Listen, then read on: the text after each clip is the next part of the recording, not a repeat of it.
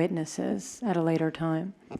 Yes, I would note that as to the nasal ranger, it was required by the board to be used in the 2011 abatement order by the independent monitor and the landfill personnel, and Mr. Israel had some training on that device, so at least you have evidence that that device existed. Have you ever heard of something called an odor laboratory No. or an odor panel? Well, I've heard of odor panel, but I've heard of it, but I don't know what it is. Okay, you've just heard the phrase. So, other than the grab bag sample, I'm sorry, I'll try that again. The Sumer canister sample and the Kestrel. Have you used any other scientific or objective instrumentation in verifying the intensity or existence of odors at the landfill? Objection asked and answered. Let's proceed. I think he has. I mean, I'll sustain unless. Was the answer no? He answered his nose. Oh, his nose. Okay, thank you. It was close to no, but it was. So, tell us what a kestrel is, other than a bird. It's a wind meter. It's just a trademark Kestrel company. It's handheld, and it picks up wind speed. So it's kind of like a whirligig or a fan. The wind hits it and it turns. Correct. Does it tell you wind direction? No, Just the speed of the wind. just the speed of the wind. Okay. So basically, you use the whirligig in your nose. Those are the two instruments you have for confirming odor complaints. And a compass on my phone for direction. So, and you determine wind direction by just feeling the wind against your face? No, there's an app on my phone for compass, and you orient it from the direction that you're measuring the wind. But your iPhone doesn't tell you what direction the wind is coming in, right? It just has a compass on it.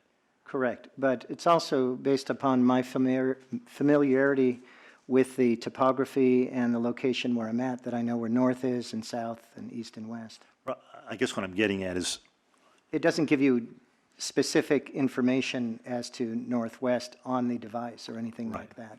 so in terms of determining wind direction, it's simply what you sense with your skin, your body. You get a sense of where the wind's coming from, and that's it, right? My familiarity with the location, yes. Okay. Let's just talk briefly about your training. You said you started with the Air District in 1987. I believe Mr. Sanchez asked you what kind of training you had regarding the issuance of notice of violations and confirming odor complaints with respect to public nuisance investigations regarding odors. And correct me if I'm wrong, but I believe you said you didn't have any formal training in that regard? Well, we have you go through training modules as a new inspector, and one of the training modules was on investigating complaints and public nuisance. And you learn the elements of the rule, and this precedes the policies and procedures that you had in front of you as an exhibit. Okay. So in terms of this class, how much time was actually spent on odors as a public nuisance as opposed to other potential public nuisances like dust or whatever?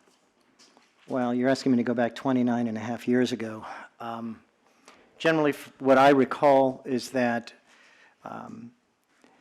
one day was dedicated to coding rules, or several days. One day was dedicated to public nuisance and possibly fugitive dust, meaning an 8-hour day.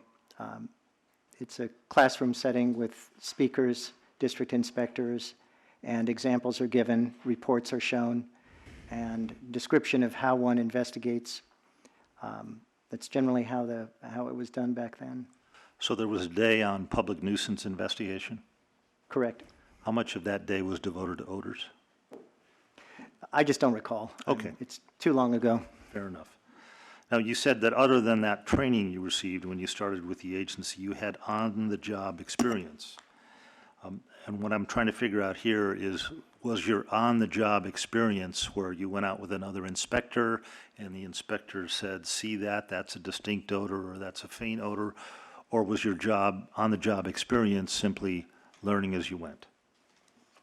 Well, you're mentored with another inspector, and I was mentored with a senior inspector at the time, and we were assigned odor complaints, one of which resulted in a multiple-day violation notice for creating odors.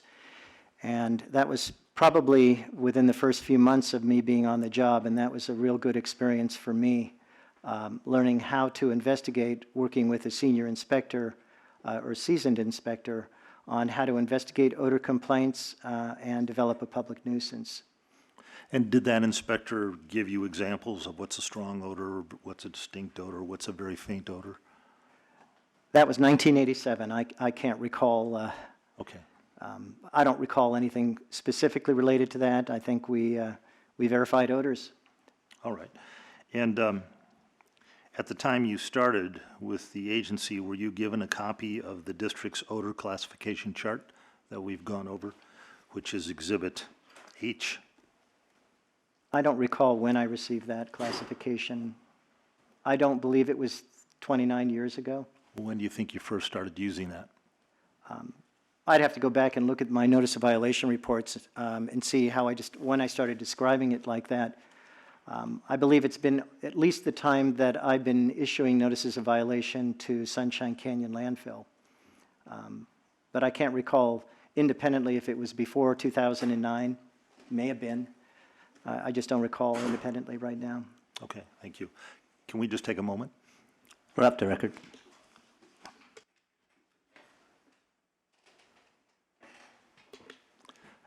I'm done, Back on the thank you.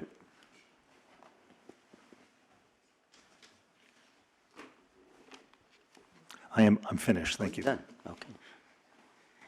Board, Mr. Sanchez has a follow-up. Thank you. Has your odor nuisance investigation experience been limited to Sunshine Canyon landfill? No.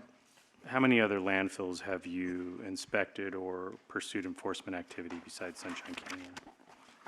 Several. And any other nuisance inspections or enforcement actions not related to landfills? Yes. And how many?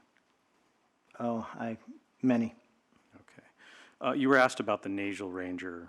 You're familiar with that device? Yes. I asked you, I believe, yesterday about your interaction with the 3 corrective action managers who are at the landfill and in the community who also detect and verify odors. Yes. Have you ever seen them use the nasal ranger in the field? You know, I've seen them use it.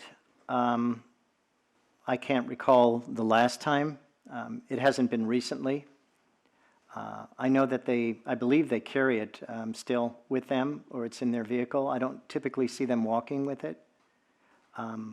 But I've seen it being used on occasion, but it's not something that I've recently seen. When you say recently, when's the last time you've seen one of the corrective managers for the landfill use the nasal ranger? Not in at least the last couple of years. I haven't seen it operated or being used in use. And you and Mr. Thompson testified at an event, and I believe you described it as April of this year, where Dennis Montano, one of the corrective action managers, was also out there when he had called you to report an odor. Correct. Did Mr. Montano use the nasal ranger when you were detecting odors? I didn't observe him using it. Okay.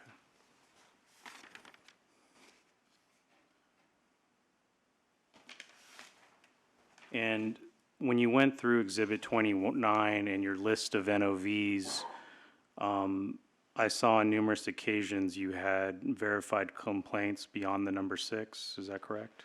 Correct. Why don't you just stop when you reach 6 complaints? As a compliance inspector, we're required to investigate all odor complaints. There's no minimum number we stop at. If I get 30 complaints, I'm going to respond to 30 complaints. I'm going to interact with each individual. And you were asked about the emissions from the landfill and any potential health risk. Do you attend most of the Sunshine Canyon Landfill Community Advisory Committee meetings? Yes, I do. And during the last year at those meetings as well as the town, well, you said you didn't attend any of the town hall meetings? That's correct. At the Community Advisory Committee meetings, did the district make any presentations to the public regarding the air monitoring results Mr. Bruin was asking you about? There was a presentation that was done, I believe it was back maybe in April or May of this year. Unfortunately, they weren't set up for PowerPoint, so it wasn't, you had to rely on looking at sheets of paper. It wasn't very complete. I know they weren't very happy about it. But I do recall that there was a presentation that was done. Would it be fair to say the district presented the data and answered questions for the community? The district presented data and questions were answered. Whenever we attend these meetings, we have to answer questions from the community.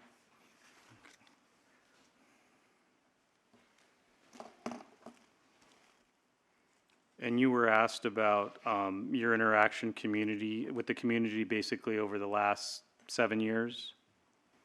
Yes, So during the last 7 years, you've maybe exchanged 3 emails and have had a few conversations with community members regarding litigation against Republic Services?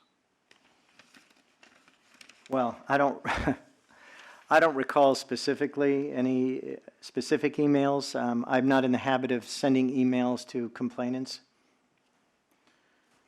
And incidents were described to you about proximity and frequency of certain individuals around the landfill lodging complaints that you investigated. At any time during your response to any of the complaints asked to you by Mr. Bruin, did you find the information provided not to be credible? No.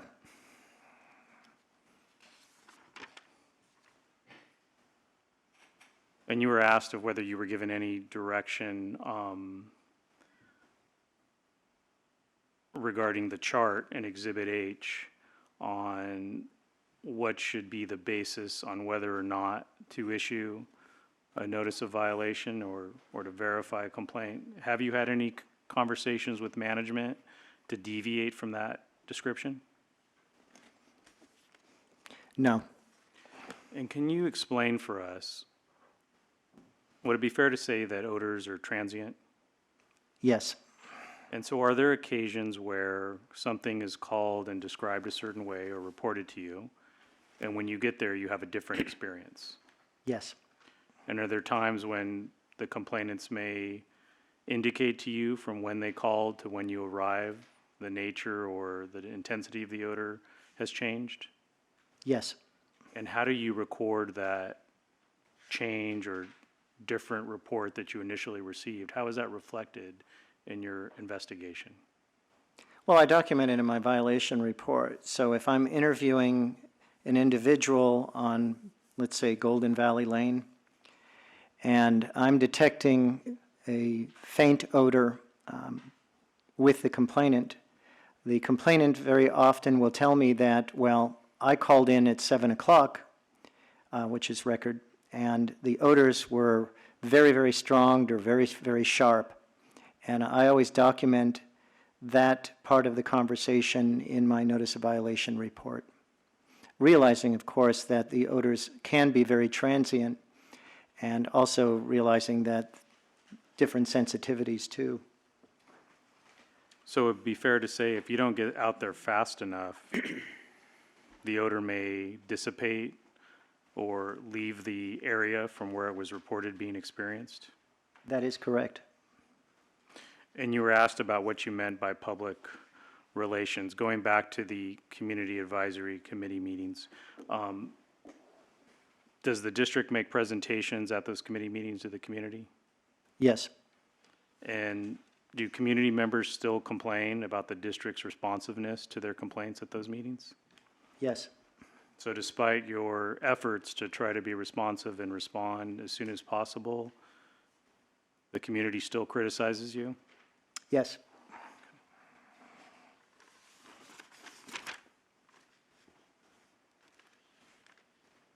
And how do you deal with gaps or odors that may not necessarily fit between the descriptions in Exhibit H?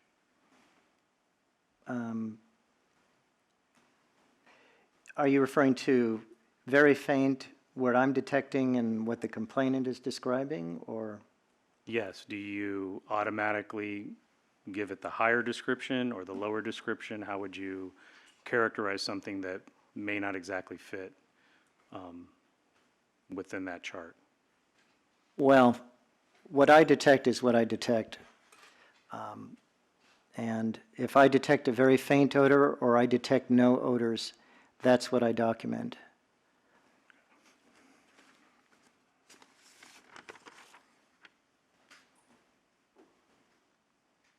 Thank you. No further questions. Mr. Rowan, I don't have any questions, but I would like to offer an evidence Exhibit 8, H, H as in Harry? and as well as Exhibit I, which is the Air District's policies and procedures.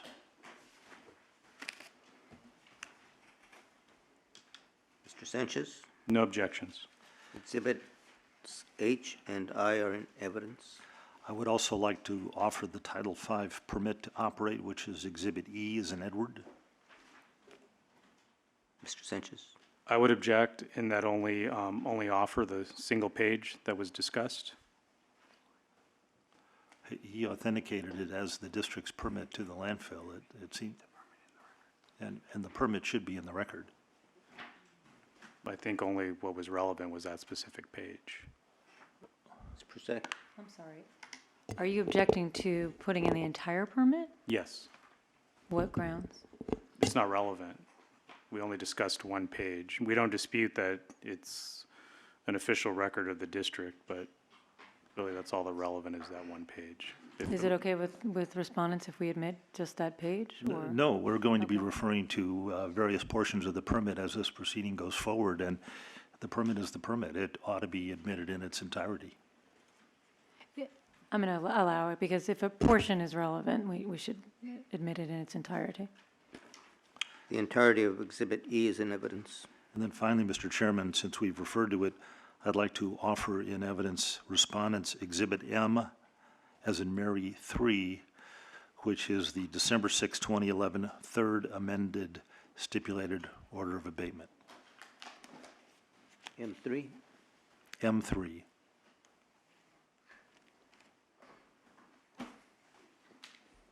Mr. Sanchez? No objections. Exhibit M3 is in evidence. Anything else? No, sir. Okay, board members, let me ask Mr. Israel. I think you testified that in the vicinity of the Sunshine Canyon landfill, there is also a wood and green waste facility on, I think it was Coltrane? Is that correct? Correct. I believe it's called Foothill Soils. Are there odors from these facilities? There are odors from any of these type of facilities, but the odors are detected in the immediate vicinity of the property. I have not detected odors in the community, but if I'm driving, for example, on the old road, there are times in the morning, downwind, where you will detect rotting vegetation, green waste type of odor. But you have not, but have you detected those odors in the neighborhoods where the complaints come from? No. Can you distinguish green waste odor from fresh trash or from landfill odor? Yes, I can. You also testified there's an oil production field nearby. Does that produce odors? No. You have not detected any odors from the oil production field. That's correct. In Exhibit 29, you show a violation notice issued on April 8th, 2015. And then the next one is August 29th, 2015. Quite a gap compared to the previous history in that same exhibit. What do you, can you explain the gap? Yes, I can. Would you please? Well, I was promoted working at a class as the senior supervisor in air toxic, so I was out of the field for 6 months. During the course of that time, I was not responding to odor complaints received during normal working hours. Another inspector was assigned to the area, and I'm aware that he investigated and issued several notices of violation for public nuisance during that time period, but primarily during day hours. And then again, during those months, May, June, July, we see a significant decrease in odor complaints. The weather conditions change. We typically have our May gray, June gloom type of weather, where we have an onshore flow, where the winds are primarily from the south that time of year. And we don't see the numbers of odor complaints historically that we get in the fall, winter, and spring months. Mr. Sanchez, will we be hearing from that inspector that covered the period April to August 2015? I can locate who that individual is. I wasn't planning on it, but I can, Okay, my question was just, were you planning on it? I was not planning on it. Thank you.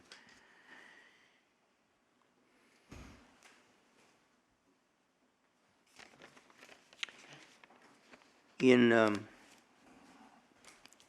receiving complaints, you testified that it takes 3 complaints within 1 hour for a notification to go to the inspector, asking the inspector to make an inspection.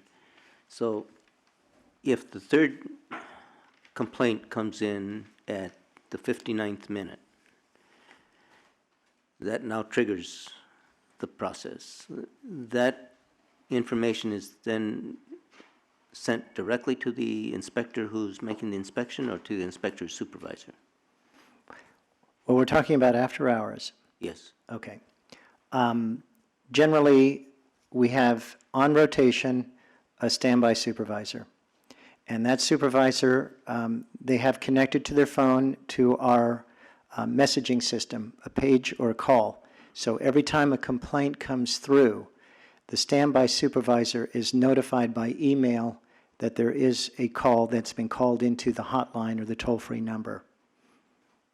And the supervisor listens to the complaint and notes that, okay, at 8:00 p.m., we've received an odor complaint alleging Sunshine Canyon landfill, and the complainant is on Canyon Ridge Lane. Perhaps 5 minutes later or 55 minutes later, he is paged again, listens to the recording, and is downloaded that a second complaint has been received from Timber Ridge Drive. And at 59 minutes, the 3rd complaint is received for Golden Valley Lane. At that point, once the 3rd call, within that 60-minute period, then he contacts the closest inspector or the inspector assigned to that facility. Now, I have to mention that in a general sense, it is a voluntary response after hours. I'm not on standby where I'm required to go. But if I'm available, and usually I am, I'm fairly close to this facility, I would be notified. Now, depending on the day of the week, time of day, then I would respond as quickly as possible. And depending on traffic conditions, I would make my response and go up to the Granada Hills or Sylmar area to investigate. Suppose you're not available. Then the standby supervisor is sort of in a quandary. The closest inspector at the time that these investigations occurred lived in Diamond Bar. And therefore, we have to take into account his availability or her availability, and then the transit time to travel, depending on the hour, and investigate. And sometimes it's taken that inspector 2 hours from the time he's received the complaint till he's responded. And this was typical up until about a year and a half ago. What happened a year and a half ago? Another inspector was transferred to the toxics unit who lived in the South Bay area. And that inspector started responding to odor complaints back in April of last year through October. But that particular inspector had a new baby and very often was also not available. So they'd have to go down the list and look for another inspector who was available and willing to respond.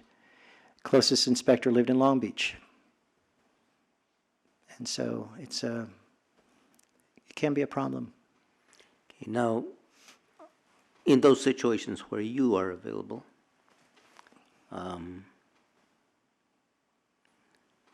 what's the range of time that it takes you to respond from the time you get that call about the third complaint? Mm-hmm. Sometimes it's very short time. I would say that the typical average response time for me, if I'm home, is 15 minutes. So typically from the time the first of 3 complaints in 1 hour come in, it's about 1 hour and 15 minutes before you get there. That's correct. And that's just to the first of several activities that you're involved in making that inspection. Well, I should qualify that a little bit because I'm contacted on the third call, but we might be getting calls coming in now 1 or 2 at a time. And so by the time I get to the location, we may have 6 calls already. And those are sent to me by text message. And usually when I investigate these, I go to the most recent odor complaint first and work my way backwards.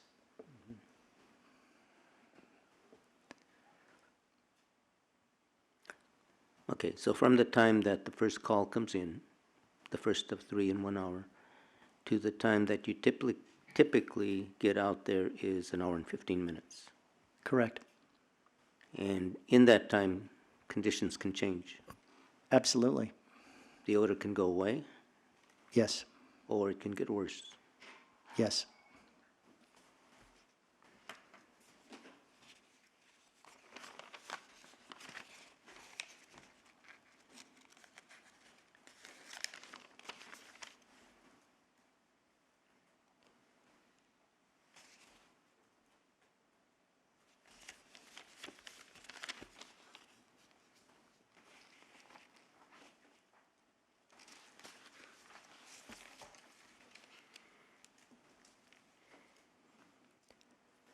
Board members, questions? Ms. Prusak?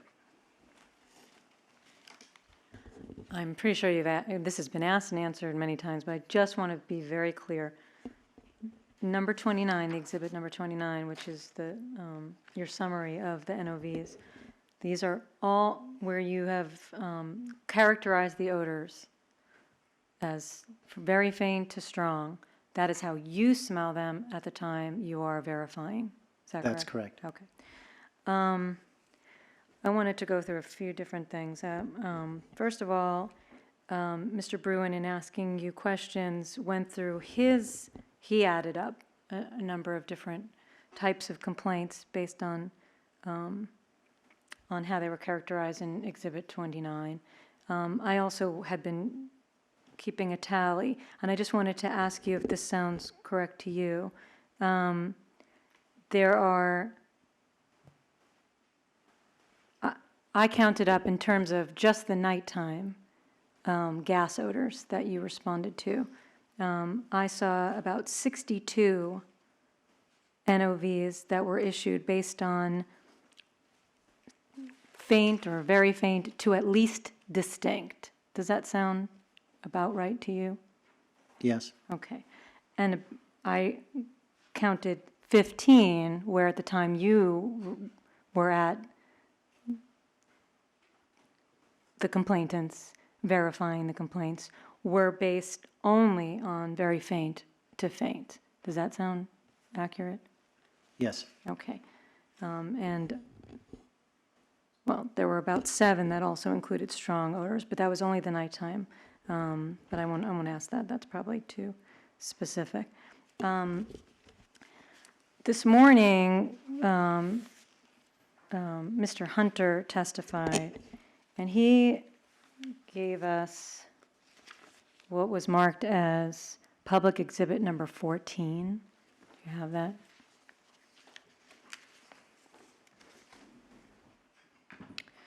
And it attaches a monthly report that was given apparently to the public. Well, for first question I would ask is this monthly report generated by you or the district? It's generated by the district. Okay, so not you in particular? Not me in particular, no. Do you know who generates it? Yes. Who is that? Mr. Ravenstein? Okay. Well, he helps compile it, but I think there's another staff specialist that actually puts it in this form.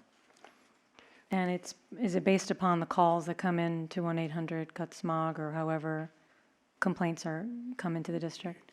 That's correct. Okay. So I just took a quick look at this morning, and I noticed that this covers the time period from October 1st, 2015 through October 6th, 2015. And just looking at this versus the NOV record in Exhibit 29, I noticed that there was only one NOV that was issued in that time frame. I just want to make sure I'm right on that, on October 6th, 2015. And so I guess the question on that is that correct?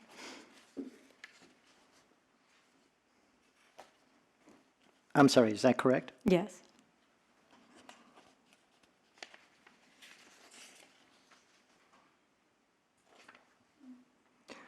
Well, I don't think this is a complete document because it ends October 6th. There were many, many complaints, many, many notices of violation issued in October. I think you need to ask. What I'm just asking is, all I see is October 1st through October 6th, and in that time frame, there was only one NOV issued, correct? And that was on October 6th. But there are, I counted 42 complaints in just that time period, October 1st through October 5th. And so my question is that usual in terms of, even though there was only one instance on October 6th where there were more than 6 or more verified complaints and an NOV issued, that there are that many complaints that come in on a daily basis? I want to know if this is representative. Yes, this is typical. What you're going to see is that we respond to odor complaints, or we can respond to odor complaints at any time. We receive them primarily in the morning hours and the evening hours. And a lot of times when we respond during the daytime hours or the evening hours, we may verify 1 or 2, and the other times they're not verified. So it's not unusual, for example, for me to respond after hours and only able to verify, for example, let me just say if I get 9 odor complaints on Sunday night, I may only am able to verify 4 or 5 because of the transient nature of the odors and the response time as well. And that's what I'm asking. Is it common that there, and did you testify as to the total number of complaints? I think you did not, over the 3-year period that we're looking at. No, I mean, I don't personally have that information. We have it, but I don't have it with me here. I didn't present it. But your testimony right now is that this is representative, that there are possibly 42 complaints in a small time period, but due to the nature of when it's responded to, or the fact that there have to be 6 complaints in a certain time period for an NOV to issue, that only one NOV might issue. Correct. Okay. The other thing I noticed about this is, for example, if you turn to page 2 of this monthly report, the last entry, for example, Van Gogh Elementary staff called strong odor toxic like poison gas. Right above it, there was another strong odor of sewer. On the next page, strong trash odor, strong odor of landfill gas, strong garbage smell. It seems like most complainants that I see on this are calling in strong odors. Is it your experience that the complaint will come in and it will be that the complainant is detecting strong odors at the time, but perhaps when you get there, they're not quite as strong anymore? Is that usual? That's very correct. Okay. And would you know, if you don't, that's fine, and this is just a small period of time, and it was last year.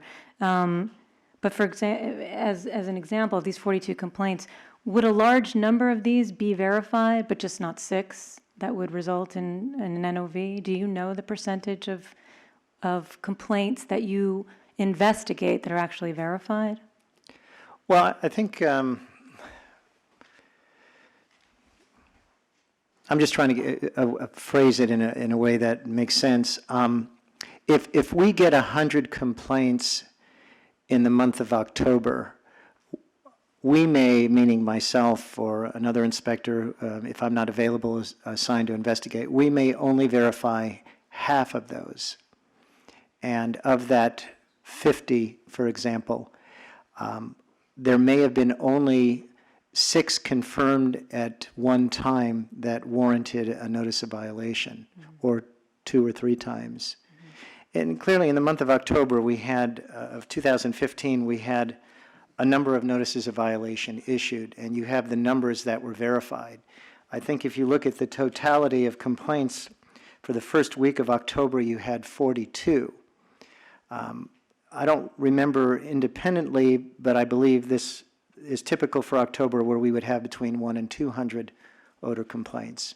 At And this facility? at this facility, we've had much higher than that. Okay. Okay, I'm going to move on to something different.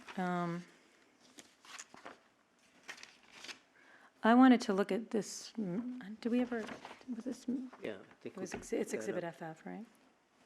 I don't remember that we gave it a, It is, it's it is FF? Exhibit FF. This is the map that was, I wrote on it, but.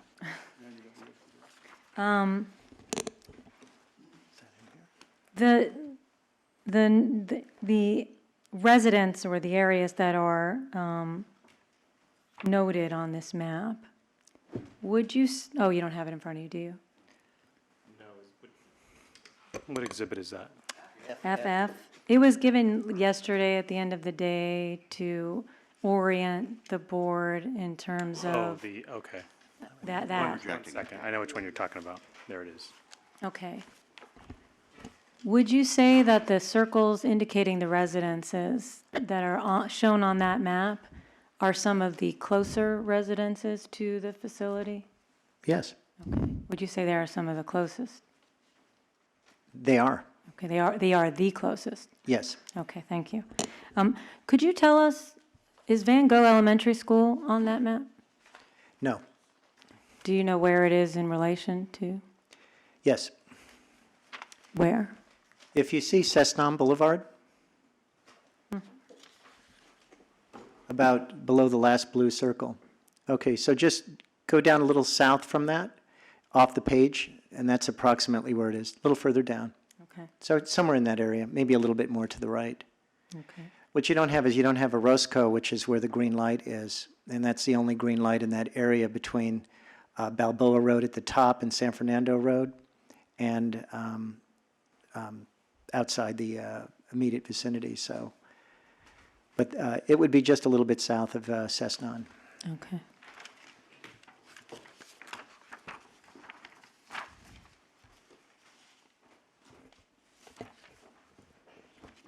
just look through my questions.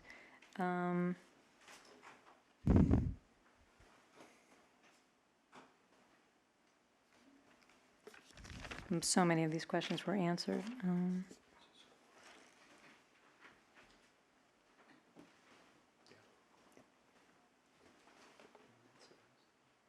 I think all my other questions were answered. If not, I'll jump back in line after my other fellow board member.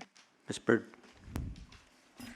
In confirming, or rather verifying complaints of those individuals, those approximately 7, I think, 1, 2, 3, 4, individuals, what would you say the percentage of actually verifying complaints would be when you responded to complaints from them? The 7 meaning, Those individuals that were called out by name as complainants, the primary complainants, you know, some with 30, 50 complaints that they've registered. What would you estimate would be the percentage of time that you could actually verify a complaint that they made? oh, I would say probably 2/3, at least 60, 70% of the time.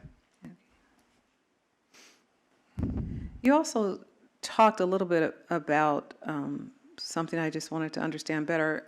Apparently, when there are complaints that come from Van Gogh, you said the employees are working and so you don't have a chance to talk to them. So are you saying that you don't have an opportunity to try to verify those complaints that have come in from Van Gogh?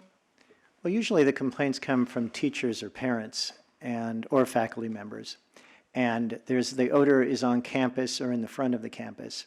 So I would verify odors in both locations. And unfortunately, the teachers complain, when they do complain, are when they're arriving on campus.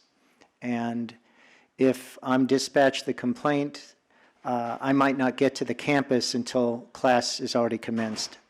And we check in with the principal, and obviously we're not going to go to the classroom when the teacher is instructing their 3rd grade class that, can you stop your instruction and come outside and see if you smell the odor?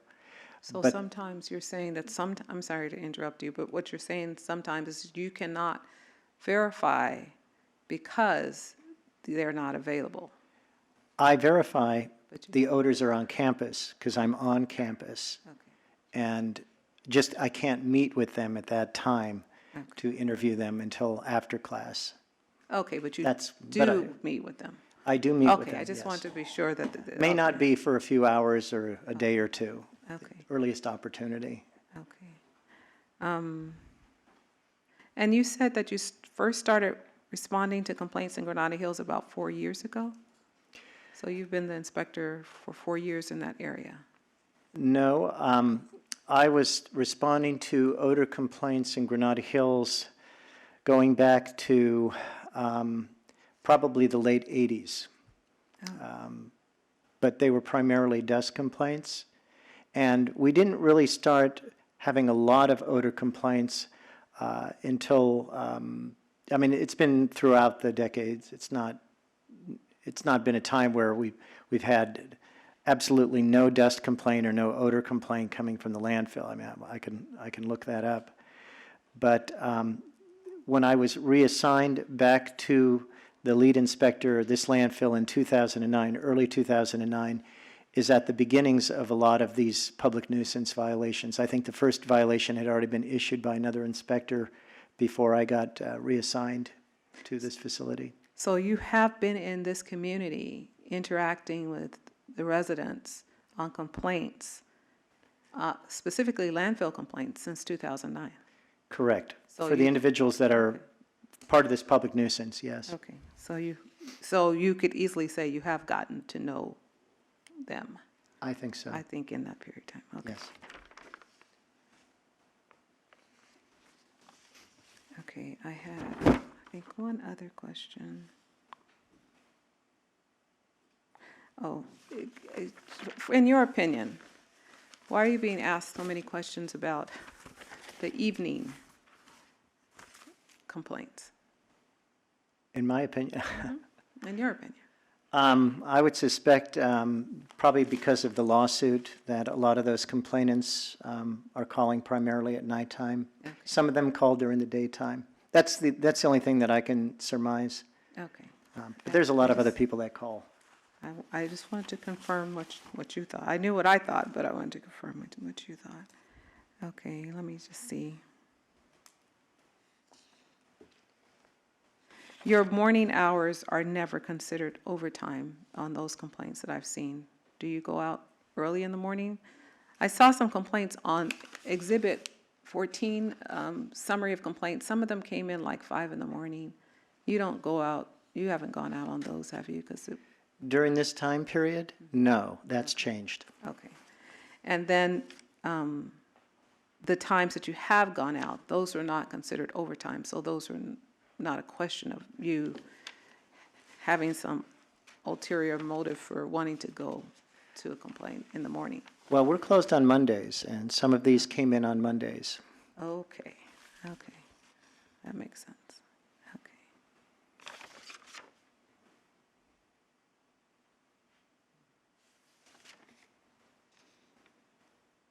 Just give me 1 minute, just want to make sure I got everything.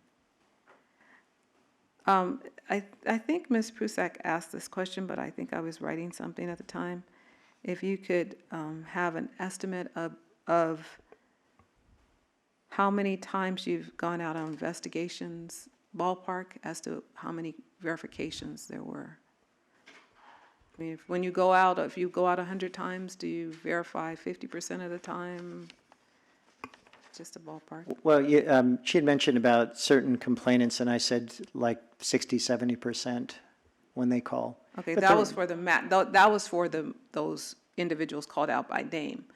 But in general, on complaint, for those you've actually verified, you said you actually verified 60 to 70%. In the evening time. hours, yeah. But for just overall investigations, when you're verifying complaints, what percent would you say? Yeah, well, that question I have not been asked.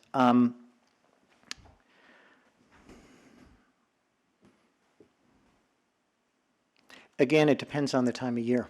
I mean, for example, in October, like this month, it's been a lot. Usually in the fall and the winter months, it's more than the summer months. But you know, we may get 150 complaints in February, and usually I'm around or I'm not on vacation, so I'm going to be assigned all of those. Some are handled by phone. The majority that I do investigate, you know, there's I don't want to say 20% or 30% result in a notice of violation. Some months, certainly this past year, I think we had a couple months where we had 6 or 7 issued in 1 month. Which would mean that those were public nuisances, but we're getting a lot of complaints coming throughout the entire month in the evening hours. So if I look at day response or afternoon response, I mean, it's a few times a week for either the morning hours or after hours on the average. So it could be 3-4 times a week that an inspector is responding to odor complaints at Sunshine Canyon Landfill, sometimes every day. And verifying about half of the. Well, yeah, I know you said it varies from month to month, but I mean, we can get a range would be we can get fine. 20 complaints from the school and nobody's available, and so therefore there's no inspection. Okay. I mean, that's happened too. Okay. We try not to let that happen. We try to have a backup inspector. I mean, it's a fair enough time. I just don't feel comfortable giving you a percentage because I'm afraid that might give you the wrong impression. It's frequent that we respond and verify. And then if you look at the numbers for notices of violation, it could be once a week or once every 2 weeks that one will be issued. Okay. Thank you. Ms. Prusak? I know you're struggling to give us percentages, and that's okay. If you can't, you can't. Yeah, I really can. What I'm really trying to understand is that it's been called into question that many or some of the NOVs that have been issued were by certain people. And I look at the public exhibit number, I think is 14, that was presented today, and I see 42 different complaints in a 5-day period. And I want to understand, if you can help us, how many complaints just don't reach the number of 6 that you verify in a day, either because you can't go out or whatever, but that are actual and real, if you can give them to us. So that's why I'm looking for a verified apart from NOVs. I'm not saying take them out of the NOVs, but I want to understand how many, if, to the extent you can, what percentage of calls that go in that are actually investigated end up being verified? Well, again, we try to investigate, I try to investigate all odor complaints. Especially the school is involved, that's school's a priority, any school complaint. Because we have children and we have a significant number of people there at one location. But there are many instances where we'll respond after hours, and I'll be able to verify 3, 4, 5 odor complaints. That happens more often than not. Okay. And the odor, because of its very nature and it being transient at times, it won't settle on specific blocks too long, so that by the time I respond, it's gone and I'm not able to detect it on a street where we might have 4 complainants versus another location where we might have half that many. So if there were more than one inspector, or if you could be in 6 places at the same time, might have resulted in a NOV? Objection calls for speculation. I'll withdraw the question. Senator?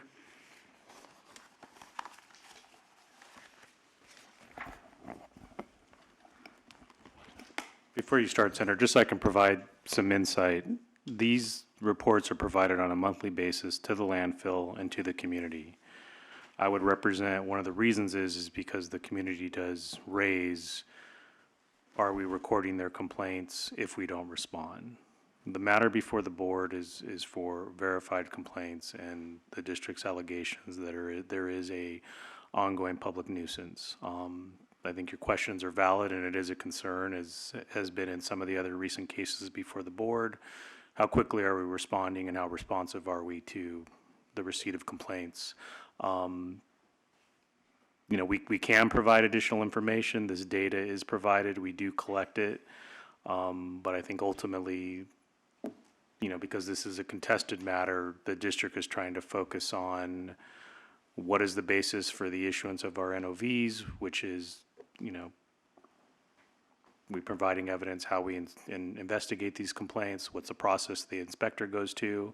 You know, I'm glad to provide as much information as the board wants, but there is a lot more information out there, but the district has focused on certain aspects of its investigatory process, and the people we investigate and you know, respond to based upon that process. Ms. Prusek? Just so you're aware, my questions are not to impugn the process of the district.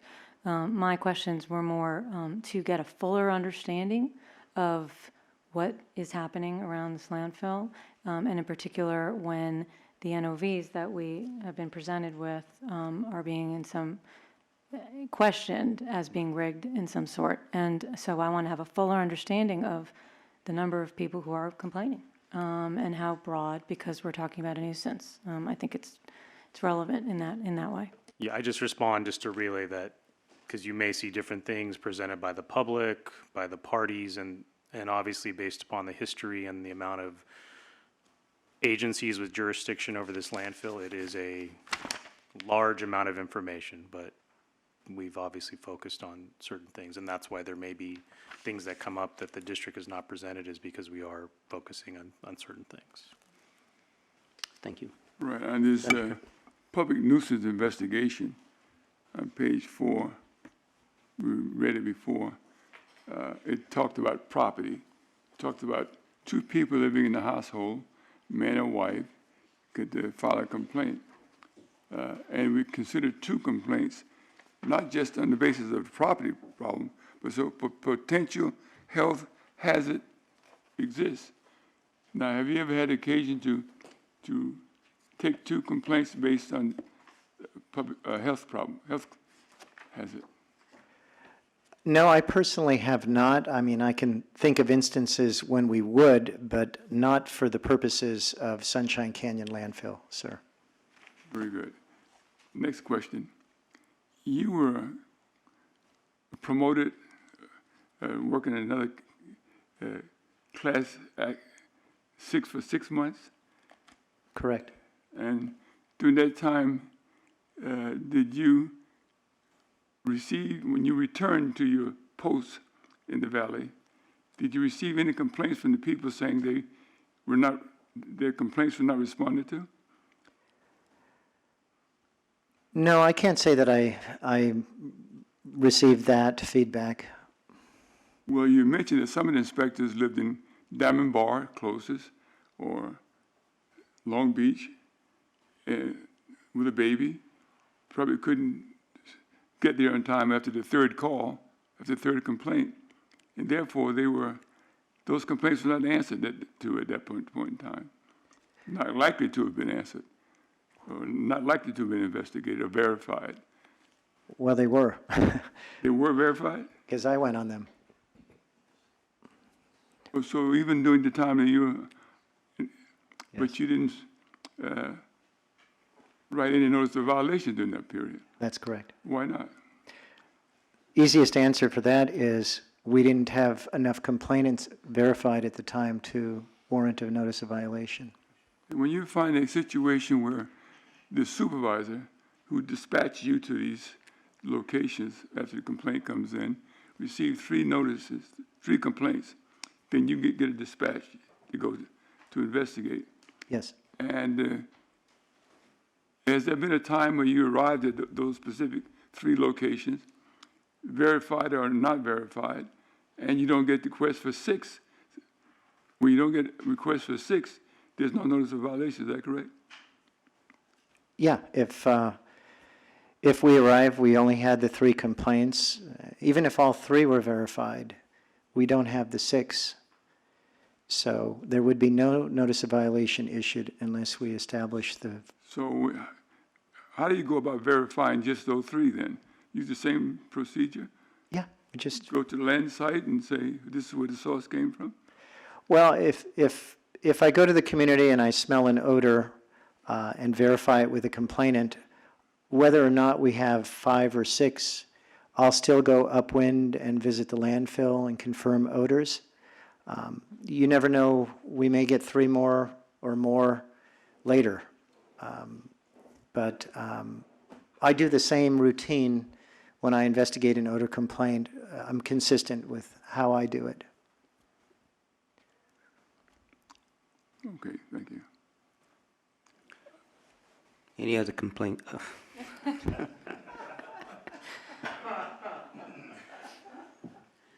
Well, I did notice one other thing. In the summer, even in 2016, there's a gap in complaints, NOVs, notice of violations. You explained about those numbers being small in terms of NOVs in 2015, but in 2016, it's the same, the rationale is the same? Yeah, I don't know if you remember what July was like. I think part of it was very hot, and part of it we had a lot of overcast days, onshore flow. So I think meteorology played a part quite a bit. It seems to be simple logic, I would think, that late at night, if there's no wind blow, like 1 mile per hour, you gauge it, and you get a call to visit a location, and by the time you get there 11 o'clock at night, you're still hovering over that area. Could it be due to an inversion layer? Do you ever think about that being a way of measuring or thinking about documenting at that particular time, which causes the odor to remain in that particular area? Sure.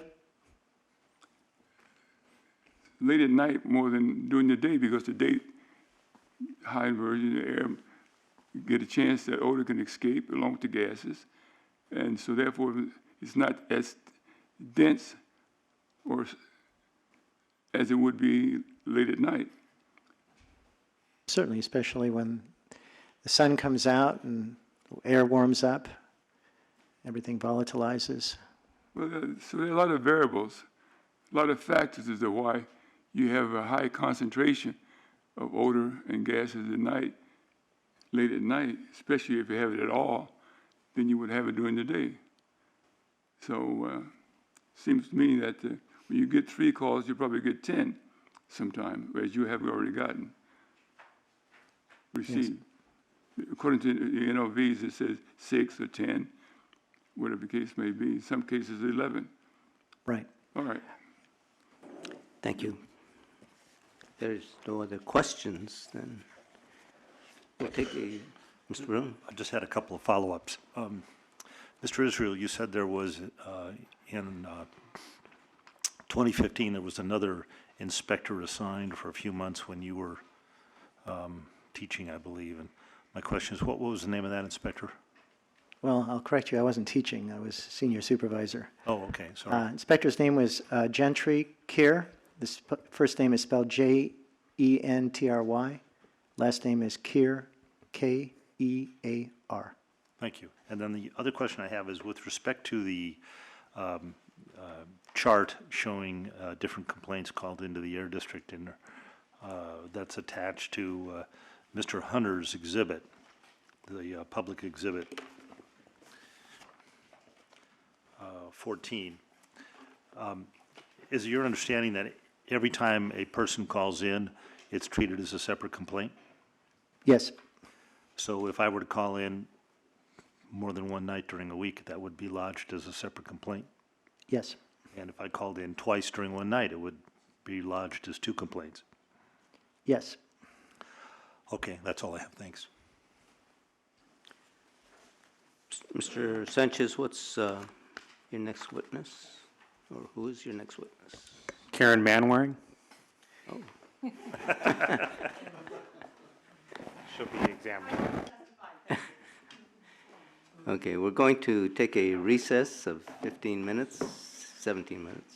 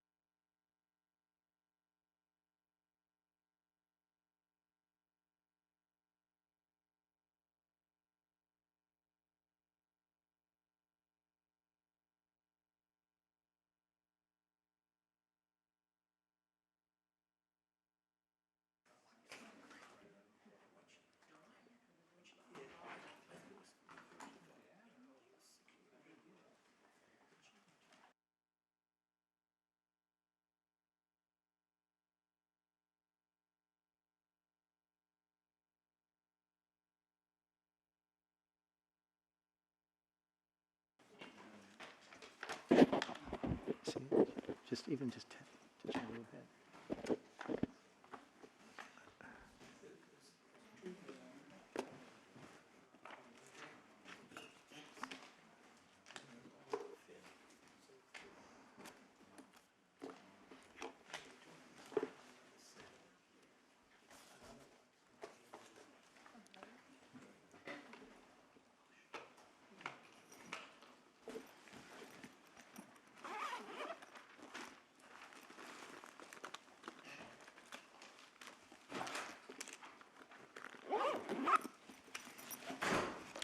We're back on the record. Dr. Lerner had a question for Mr. Israel. Dr. Lerner? Thank you. Just to follow up from the senator's comments and question, in the morning, was it your experience, just looking back at it, just a qualitative thing, was it your impression that the morning complaints represented a more severe sense of odor than, let's say, the evening ones?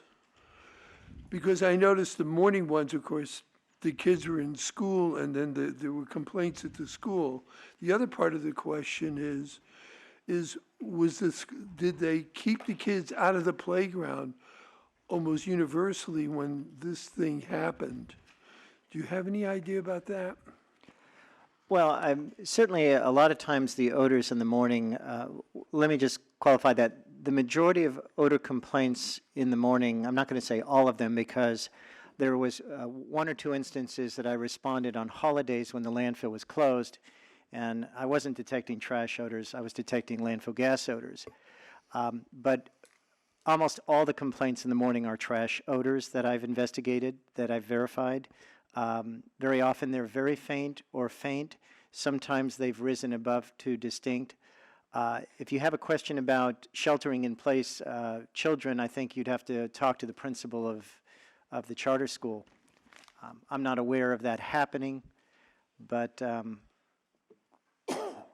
that's what I've noticed primarily in the morning hours. Thank you very much. Ms. Manwaring? The district would like to call Mr. Martin Ayetawa to the stand, please.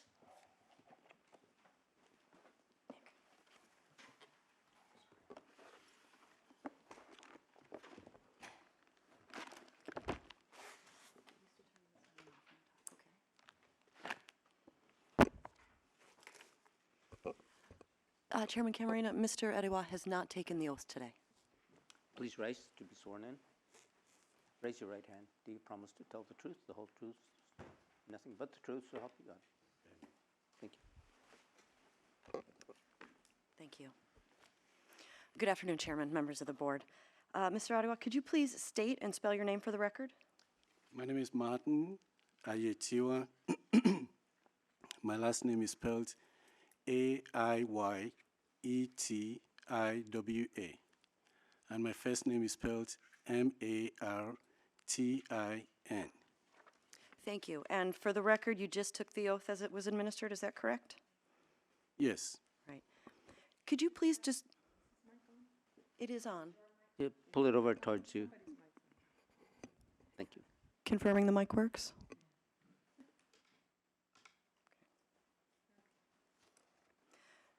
Mr. Ayetawa, could you please describe your educational background, including any degrees conferred upon you?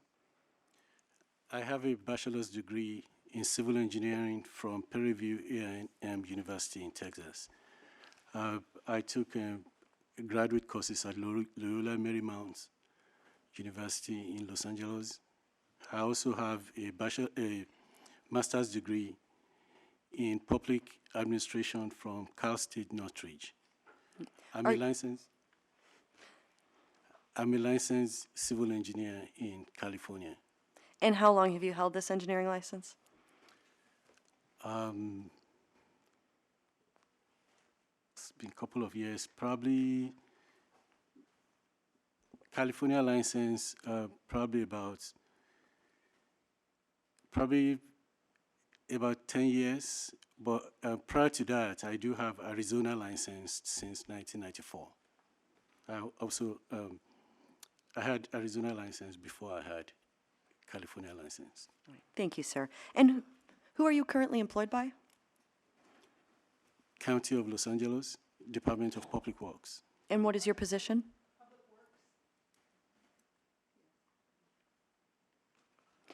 And what is your position with the Los Angeles County Department of Public Works? I'm currently a senior civil engineer, And how long have you held this position? a little over 2 years. And do you head up any division or program at the, Yes, I'm also the head of landfill section. that is the Landfill Section of Environmental Programs Division, or the EPD, is that correct? Yes, Okay. I may have occasion to use the term county when I'm referring to you and your work, but I want to clarify, are there other county departments that also your department coordinates with? yes. The county, the Department of Public Works serves as provides technical support to regional planning with respect to landfill permitting and issuance of conditional use permits. Okay. If I ask a question or if I misuse the term county, I would ask that you clarify or correct me if you think instead I mean regional planning or a different county department. Is that okay? Yes. Thank you. Could you please elaborate on, could you elaborate on your experience in working with landfills in Los Angeles County? I started working with landfills since 1988.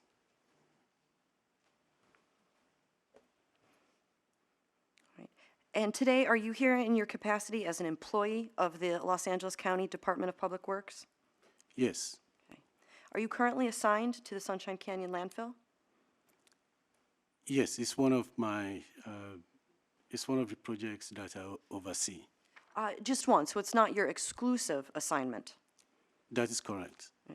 Could you briefly describe what other responsibilities you have in your current position? Currently, I oversee what we call the Los Angeles County Siting Element. It's a planning document that is mandated by the state to plan for disposal activities within the county. So I oversee the maintenance, administration, and preparation of that document. I also oversee, on a yearly basis, we produce reports that monitors solid waste management activities in the county. It monitors, we provide information on all landfills in LA County, the waste, where waste is going, who is generating what waste. It provides a host of information to the public.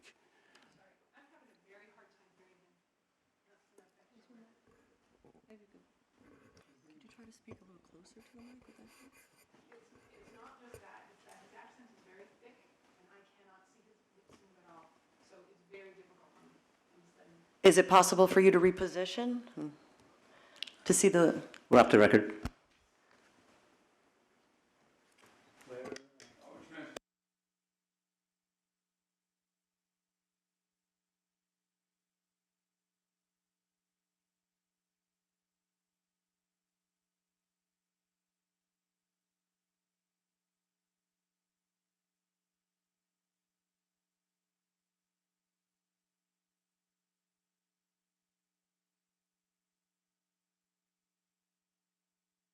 We were off the record, so they won't hear. Oh, We are off the record, so anything you say in there will not be picked.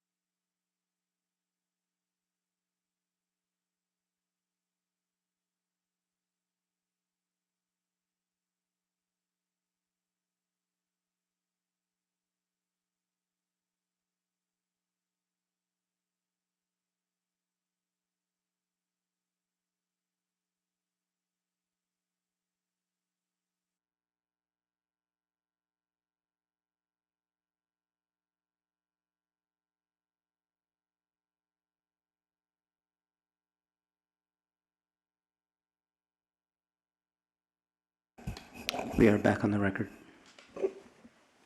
Thank you for letting us know. All right. Mr. Ayediwa, Yes, am I close with my pronunciation? this, Thank you, sir. You testified that you've been working for the county in the landfill section since about 1998, is that correct? 1988. Excuse me, 88, thank you, sir. And have you always been with the landfill section, or did you have a temporary assignment in another section of the EPD? Yes, between October 2012 and January 2015, I was not in the landfill section. I was in the commercial waste franchise collection section. Okay, and both this commercial waste and the landfill are different sections of the Environmental Programs Division, is that correct? Yes, Okay, thank you. Are you familiar with an interagency working group that focuses on Sunshine Canyon landfill? yes, Have you participated in that working group? yes, Do you recall if that's where we met? yes. All right. Do you know when the working group was started? The working group was started sometime in 2012, I believe. And are you familiar with the other regulatory agencies that participate in that interagency working group? Yes. What other agencies have you seen present and participating? On the county side, we have Public Works, Regional Planning, Public Health. On the city side, we have city planning. We have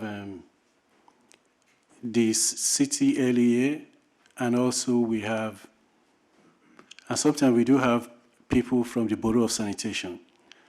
And then we have SCAQMD. Thank you. And can you describe or characterize your understanding of what the objectives of this working group are? The objective of the working group was to coordinate the various permits to discuss issues related to the odor nuisance that is being produced at the landfill, and to see how we can coordinate efforts towards finding a mitigation to the odor nuisance. Would you agree that coordination of efforts amongst the regulatory agencies has been a paramount objective of this working group? Yes. I'd like to talk a little bit about the county oversight of landfills generally before we then speak more specifically about Sunshine Canyon. Are there regulatory standards that landfill operators are required to follow when designing a landfill? Generally, on the county side, the standard that is established is based on this conditional use permit.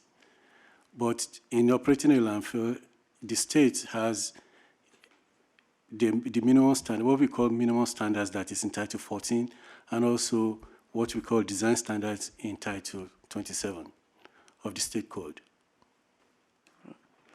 And when applying Title 14 or Title 27 or other applicable laws and regulations, would you say that each landfill presents a unique situation? Yes. You just mentioned a CUP. Could you please tell us what the CUP is? It's conditional use permits issued by the County Department of Regional Planning. And is that the governing document that the county issues to impose requirements on the landfills? Yes. And does the city also have a CUP? The city has a different mechanism called, they have a zoning ordinance that was issued for the landfill. Okay. And was that zoning ordinance changed in 1997 or thereabouts? The city gave an approval, I believe, in 1999. 1999, okay. So the county's CUP and the city's zoning change work in coordination to regulate this landfill? Yes. Is it your understanding that there is a memorandum of understanding between the city and the county that addresses this issue? Yes. And is it your understanding that the MOU is intended to reconcile any conflicts that may exist between the zone change document of the city and the CUP document of the county? Yes. If there were a conflict, which provision or which document would control? The more restrictive requirement applies. Okay, so if there's a conflict, the most stringent provision is the provision that should control? Yes. Okay. Regarding the county's CUP, are you familiar with condition 45N? Yes. Could you please briefly describe your understanding of that condition? Condition 45N essentially addresses the issue of odor complaints and odor nuisance. It recognizes SCAQMD as the lead agency for air quality, but it also provides that in the event that the odor nuisance complaint remains, it gave the Director of Public Works the authority to require additional measures in order to protect public health and safety. Does the county CUP have a provision that enables the county to enforce its provisions? Yes. Is the CUP enforceable through condition 45N? The CUP, the condition 45 states the provision. The enforcement provision is in condition 11. Oh, thank you for that clarification, condition 11. All right, how about condition 79? Are you familiar with CUP condition 79? Condition 79, yes. What is that condition, and what's your understanding? It provides that if there is any activity at the landfill that was not previously discussed in the environmental documents, that the applicant has to circulate that activity to the public for comment. So it's generally it's an outreach provision that allows the public to have input in certain activities at the landfill. So it's the provision within the governing document that addresses the requirement to make sure the public is aware of potential changes. Yes. Thank you. Does the county issue development approvals? Yes. What's your understanding when I say development approval? The county issues certain development activities at the site. We do issue approvals from grading, drainage, slope stability, various activities at the site. We do issue those approvals. Regarding the CUP, you may have answered this question, but I want to just clarify. Is it the Department of Public Works that issues the CUP? No. Which county department issues the CUP? Department of Regional Planning. And Public Works provides technical support to regional planning? Yes. I understood from your testimony that condition 11 of the county CUP is what authorizes the county to enforce that document. Was that correct? Yes, but there is also the county ordinance that establishes zoning requirements in the county.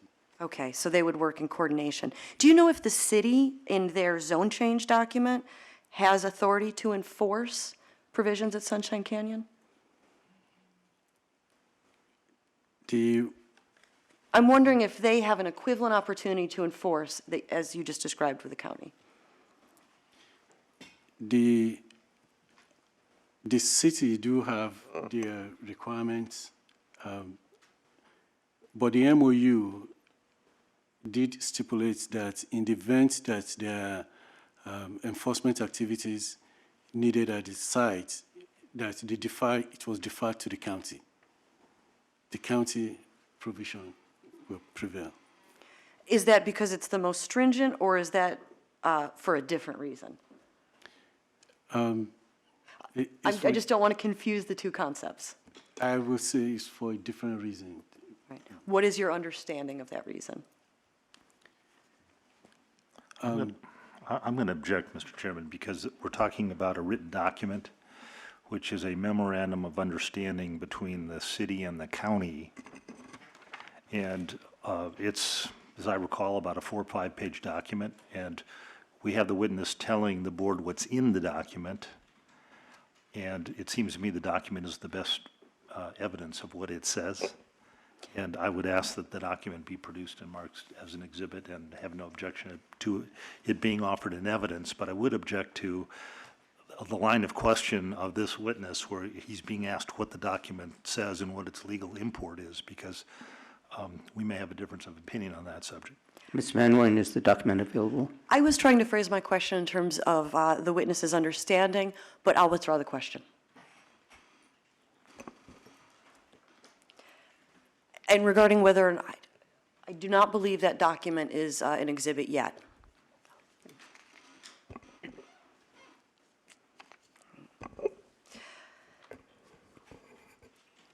Let's talk a little bit more about the county's role at the landfill. Does the county monitor for compliance at the landfill? Does it monitor for compliance with the CUP, the landfill? Yes. How does it undertake monitoring for compliance? There is an independent contractor that is retained by the county to assist the county with monitoring activities at the site. So that independent contractor produces a report that shows that details various activities at the site. In addition to that, Public Works sends a staff to the site once a month to monitor development activities at the site. Does this monitoring at Sunshine Canyon include monitoring for odors? Yes. I didn't hear the answer. Yes. Thank you.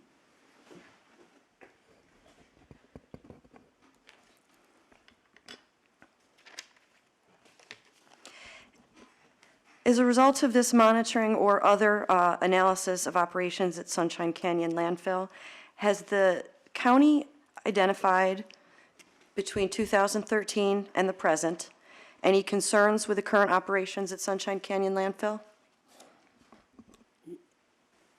Yes. Were those concerns communicated in writing to Sunshine Canyon landfill? Yes. Right. Is the landfill operator meeting the county's minimum standards currently? It depends on, because Public Works, we do have various activities at the site that we issue approvals and permit for. So I think that will be a little bit Perhaps my question was a bit general. Yes, it's a little bit general. Okay. Have you identified, again, between 2013 and the present, has the county identified things unique to Sunshine Canyon that would necessitate the operators there to take additional measures to remediate odors? Yes. Okay. We'll get back specifically to what those measures identified have been. But before we do, is the county familiar with the public odor nuisance investigation that's been conducted by the district? Yes. What is your understanding about how this investigation has impacted the county's overview of Sunshine Canyon operations? Have you expanded your monitoring for odors or any other measures? With respect to odor, we rely on SCAQMD's data in addition to our own staff's monitoring that is conducted by Public Works.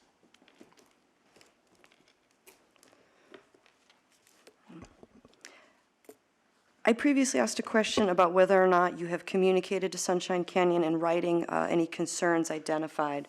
I'd like to draw your attention to Exhibit 15, District Exhibit 15.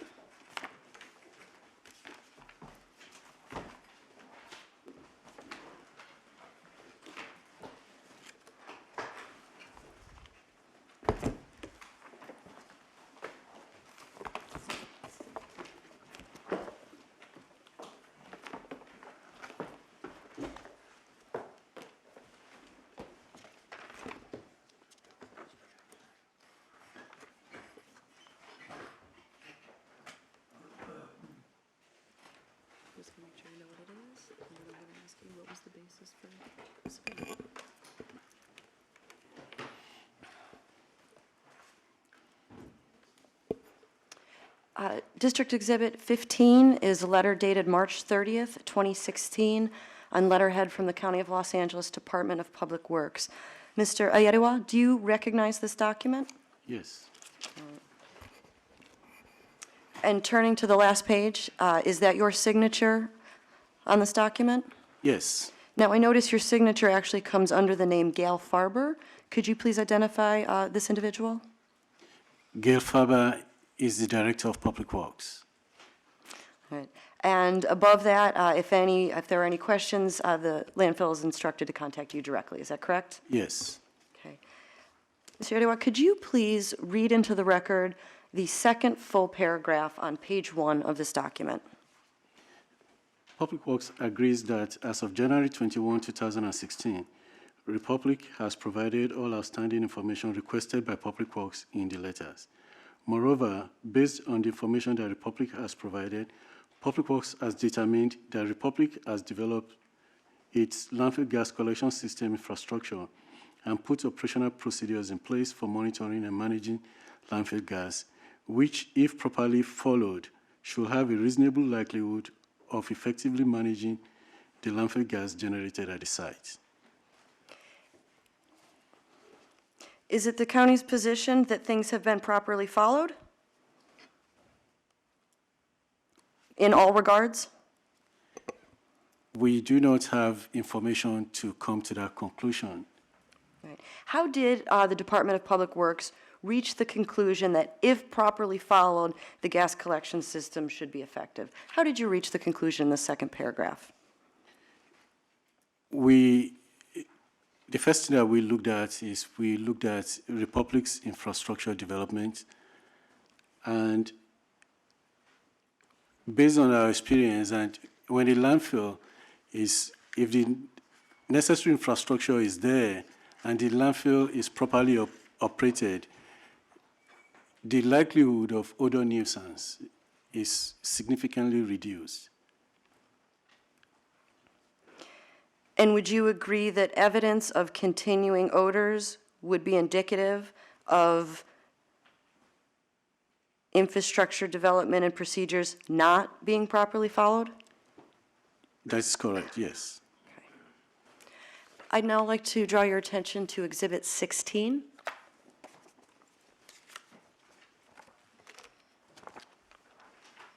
Exhibit 16 is a letter dated July 14th, 2016, on County of Los Angeles Department of Public Works letterhead.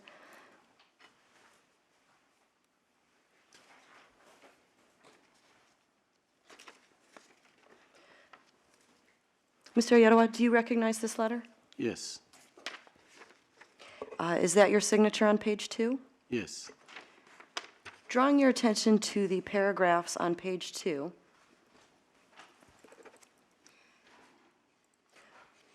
Would you agree that this letter put Republic on notice that they were subject to pending county enforcement action if certain measures were not taken? I'm going to object. We're leading the witness, and the document speaks for itself. Thank you. Mr. Ayeriwa, what is your understanding of what this letter communicated? The document is a follow-up to our March 30 letter in which we require Republic to provide certain information which will allow us to determine whether the landfill is being properly operated in a manner so as not to create odor nuisance or to continue to create odor nuisance. We did not get, the response we got from Republic was incomplete, and in some cases, we deem it to be non-responsive. So we sent this letter to require Republic to provide those information that were deficient. Letters 15 and 16 have previously been marked. I don't know that they've been moved into evidence. I'd request that they be moved into evidence at this time. Mr. Brown? No objection. Exhibits 15 and 16 are in evidence.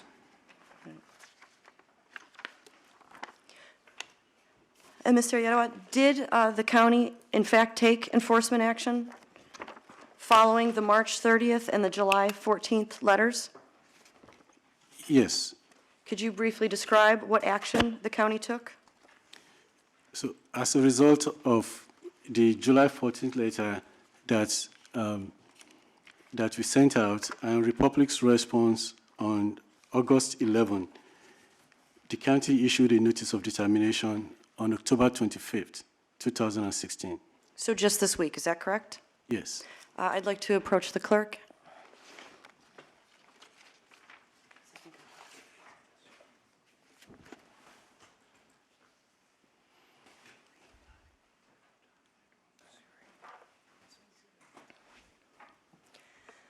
The district is now distributing a letter that has the words "Notice of Violation," Los Angeles County Department of Regional Planning. It's dated October 25th of 2016. I believe the next in order is 31.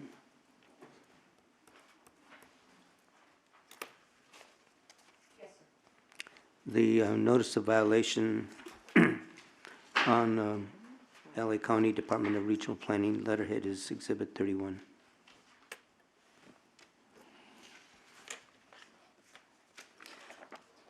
Mr. Ayadiwa, do you recognize this document? Yes.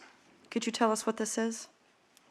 It's a notice of violation issued by Department of Regional Planning to Republic Services to comply with Department of Public Works requirements stipulated in the letter as dated July 14, 2016. Thank you. This board's heard a lot about notices of violation issued by the district, but this is a different notice of violation. To the extent you're personally familiar with it, are you able to describe the process by which the county issues a notice of violation? The notice of violation, the county code and also the CUP provides necessary mechanism when when an operator or an entity that has an entitlement, in this case, Republic Services has an entitlement, and the provisions of that entitlement is not being followed. So there are due process that has to be followed with respect to actions that the county may take regarding the entitlement, and that is stipulated in the notice. So on March 30th of 2016, the county issued a letter indicating what their expectations were with regards to performance of the landfill gas system. Yes. And then the county followed that letter up on July 14th, identifying some deficiencies at that time. Yes. And this document is then evidence of the enforcement action that was the next step in that process? Yes. Could you describe what deficiencies are identified in this notice of violation? This violation is to address the July 14 letter to allow Republic to provide information to the county so that the county can evaluate whether the landfill is being operated in a manner to prevent odor nuisance.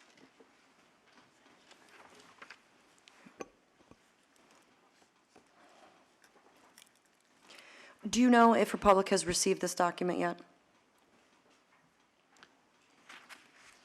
The document was mailed out to them. I don't know. I believe Mr. That's okay, if you don't know, that's okay. All right. I'd now like to draw the document's been marked as Exhibit 31. I'd like to have it moved into evidence. Mr. Brown? No objection. Exhibit 31 is in evidence. Now turning to District Exhibit 17, please.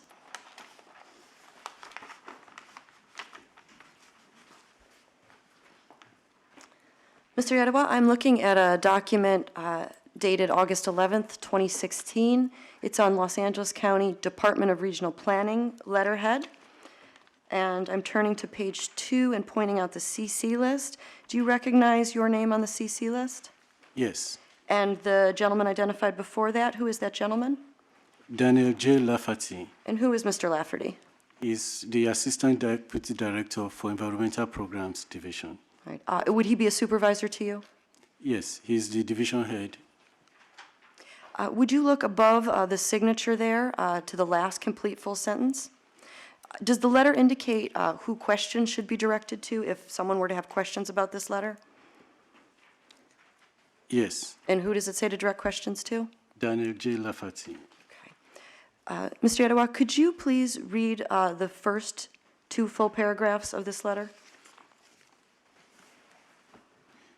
The letter reads, "We have reviewed your petition for an order for abatement, case number 5880-5, petition dated July 12, 2016, as publicly posted on your website, and would like to express our support of the South Coast Air Quality Management District's efforts to protect the health, safety, and welfare of the communities living in the vicinity of the Sunshine Canyon landfill. The proposed petition was developed in consultation with other agencies with regulatory oversight. These agencies include the Department of Public Works and the Sunshine Canyon Landfill Local Enforcement Agency. Therefore, the proposed measures complement and further the efforts of these agencies." Thank you, sir. And you received a copy of this letter? Yes. All right. This has been previously marked as Exhibit 17. I'd move that that be admitted into evidence. Mr. Brown, No objection. Exhibit 17 is in evidence. I previously asked you about development approvals and the county's role in development approvals. And were you here for the hearing on Tuesday, October 25th? Were you present? No. Okay. There was much discussion about certain practices, including a 9-inch of soil and peel back practice. So eventually, I want to ask you some direct questions on that. But starting specifically with development approvals, is the 1-year ADC pilot project a development approval issued by your department? It's a corrective measure that was issued as, it's a corrective measure, it's a follow-up to one of the approvals that we issued before as a corrective measure. Is a corrective measure different than approval in your mind? Yes. Okay. And you said it was a follow-up or a modification to a prior corrective action? Yes. Okay. So we're talking about the ADC being a modification to a prior corrective action. Yes. What is the prior corrective action that you're referring to? The 9-inch cover requirements. Okay. This board has been educated on what we mean by the 9-inch, but could you briefly remind us when we talk about 9 inches, what are we talking about? In 2010, the Department of Public Works required Republic Services to implement a 9-inch soil cover requirement at the landfill in order to control odor nuisance at the site. So the purpose of the corrective measure was to address odors? That's correct. Okay. Has Republic submitted a request to the county to remove this corrective action? If I can answer that question in 2 parts. Please. The Republic submitted a request in 2013 to modify the 9-inch soil requirements. Essentially, they requested what we call a peel back. That request was denied. You denied Republic's request to allow them to peel back the 9 inches of soil on a daily basis. That was the request that was denied? That's correct. Okay, sorry to interrupt.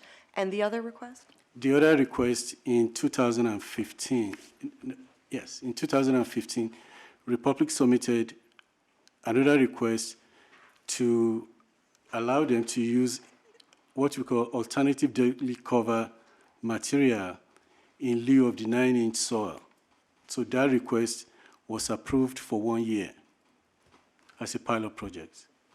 Okay, so the ADC was approved as an alternative to the 9-inch and peel-back practice. Yes, that's correct. Okay, thank you. Has the county issued any recent approvals with regards to the ADC? Yes. When was that recent approval issued? October 26, So just this week? yes. Okay, and what exactly was approved with regard to the ADC? It was the approval, the landfill was granted another 5 months extension. Okay. The district currently has set forth a proposed order that looks to extend long-term the ADC, and this board has heard quite a bit of testimony on Tuesday and Wednesday about the perceived benefits and potential future benefits of using the ADC. So I'm curious, why was the county's approval, I think I heard you say that it extended the project by 5 months, is that correct? Yes. And that would take us to March of 2017, or Yes. thereabouts? Yes. Okay. Why for just 5 months? Could you explain that decision?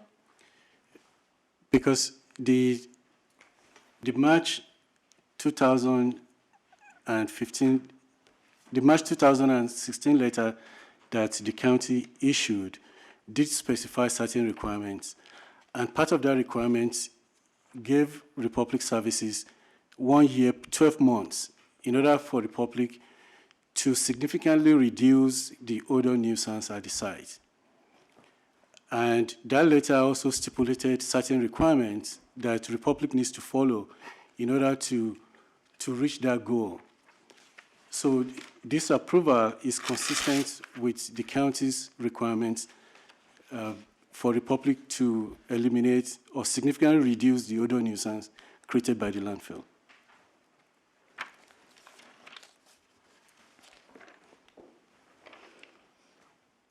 Okay, we were just talking about the alternative daily cover. Now I'd like to talk about intermediate cover, and specifically the intermediate cover enhancement project. I'd like to remind the board that there was some testimony, and I believe Ms. Byrd had a question. We heard testimony that there may be an approval pending regarding the intermediate cover enhancement project. So, Mr. Ado, my question to you is it accurate to say that there is an approval pending with the county holding up the intermediate cover enhancement project? I would say, well, if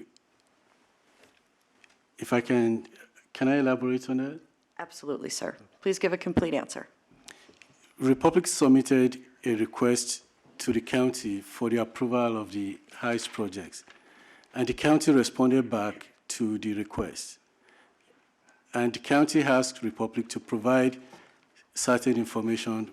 Part of it is what we call for Republic to comply with condition 79 of the conditional use permit. Republic did not comply with that request.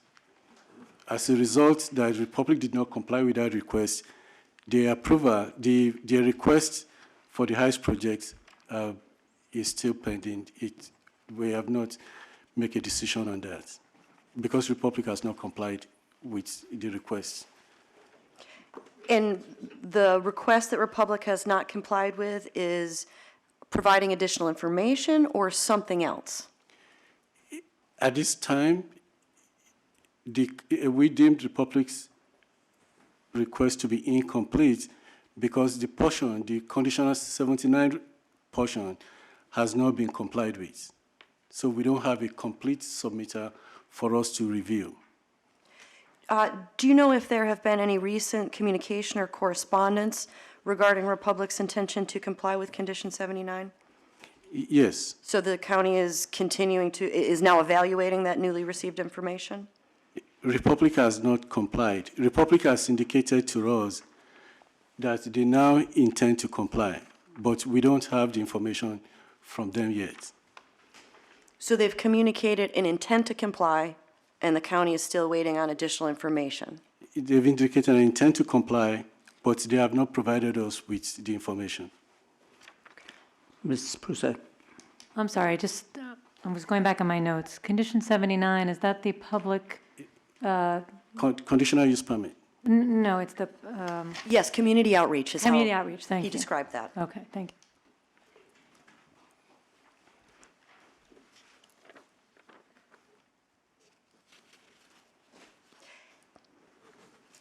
In your experience, does Republic have a tendency, strike that.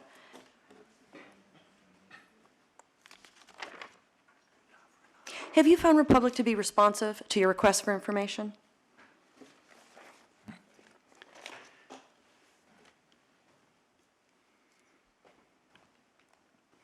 It's, well, if I can, it's a little bit complicated because by role, we issue several approvals and at the sites. It depends.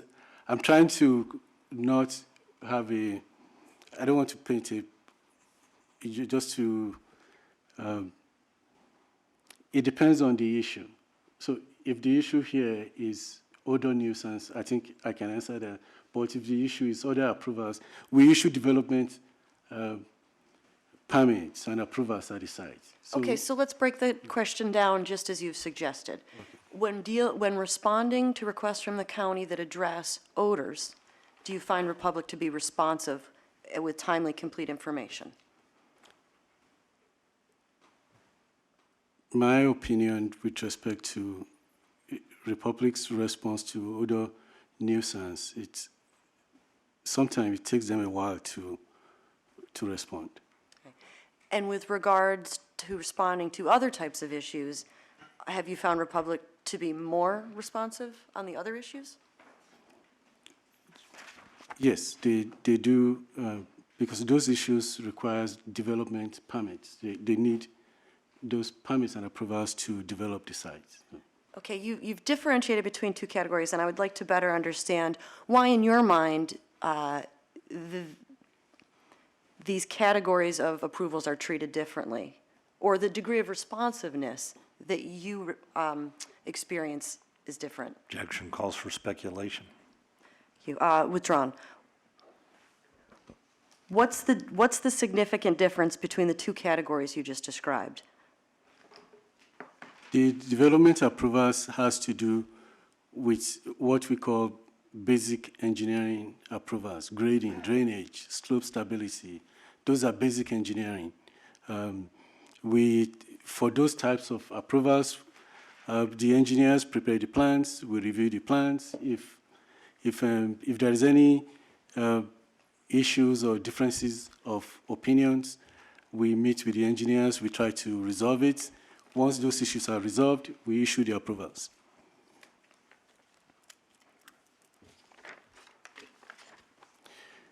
The district is noticing the time, and we would like to go off the record for 5 minutes. We're off the record. We'll take advantage of that time to, well, let's see, it's going to be off the record. Mr. Wade Hunter has asked to speak to the board, and we promised that we would allow him to do so. He did speak this morning, but it was for yesterday's opportunity, which he didn't get. So he will have the opportunity. How much more time will you require when you come back? I'm going to need more than 20 minutes to finish. But I think that I could get a little further to introduce some documents that may actually coordinate with Mr. Hunter's testimony. If you remember from day one, there were some documents that Mr. Hunter introduced. I would like to try to lay some foundation for that to see if we could get them into evidence, and then maybe stop there for the day, or stop there to allow Mr. Hunter to speak. If Okay. that, We'll need to stop with sufficient time for Mr. Hunter to have his 5 minutes, plus the time that the board may take to ask questions. of course. And before we do, when you come back, there is a need to clarify an issue or something with respect to exhibit number 17. Exhibit 17 makes reference to case number 5880-5 and involving Sunshine Canyon landfill. Case 5880-5 is a variance petition for Sunshine Gas Producers. So perhaps that can be clarified upon return. Mr. Brun? We received a corrected, that there was a stamp on the petition when it was filed, and the clerk's office corrected that and hand wrote in the correct case number. So I think what happened is the original petition with the original case number stamp got circulated. So I think that's the explanation. I see. Okay. Mr. Bruin, I appreciate that explanation. Chairman, does the district need to do anything further to clarify what appears to be a typo in the regional planning It department does. side? Okay. Done? Okay. We'll go off the record. Let me know when you need to get back on.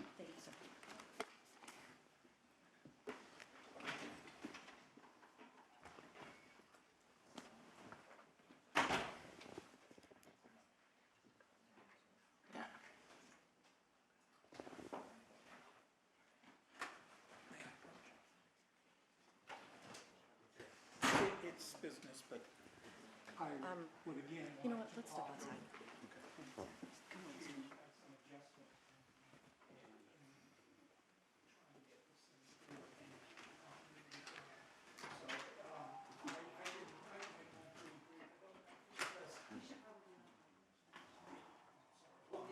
I was trying to work with you because I don't think I need one sign. Maybe like 5 minutes. You don't need 10. I don't think it'd be that controversial.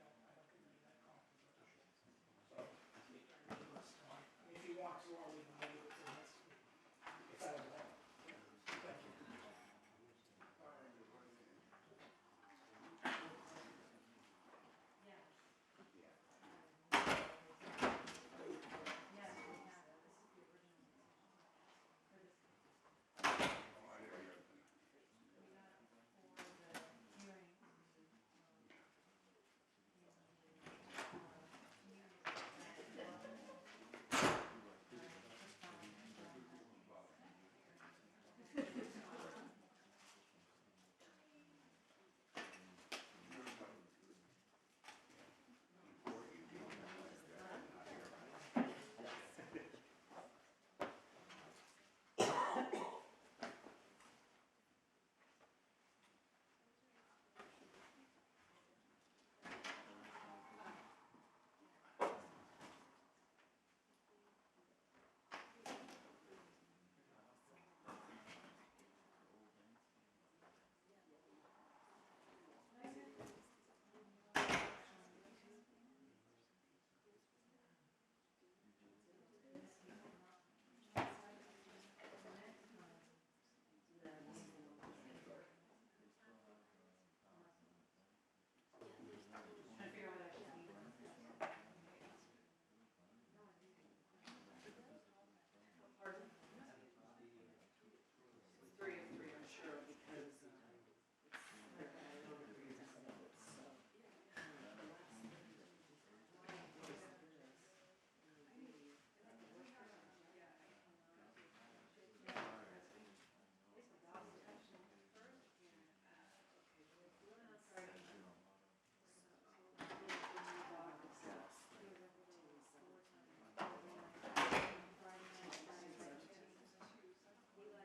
Sorry to do that. I told him I didn't need as much time, less controversial today. But I'd waive it if I'd waive my time if I need to get, because you need continuity on what you do. I mean, it's not, that's why I said this morning I was on first, because we're trying to keep everything together and finish up. And, you know, I'd rather they get this done.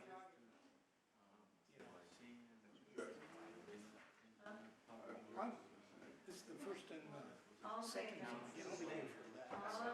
Yeah, no, I'll be coming back. It's not that. It's just that. Yeah, well, it was the last time, except it was stipulated. But I pre-do my stuff on the basis of what I think we talked about, even though I don't know. So I'm like, they've already got my stuff. So it's just, really sort of reading it into the record, if you will. A little bit. Well, today, they only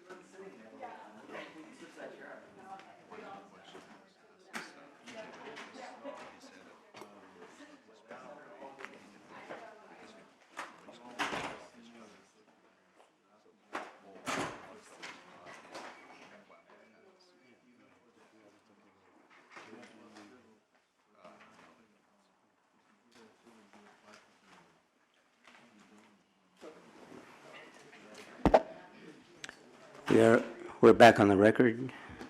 Ms. Manwaring? I'd like an opportunity to go back to some testimony we heard previously, because I think I misunderstood something, and I want to make sure it's clear with the board.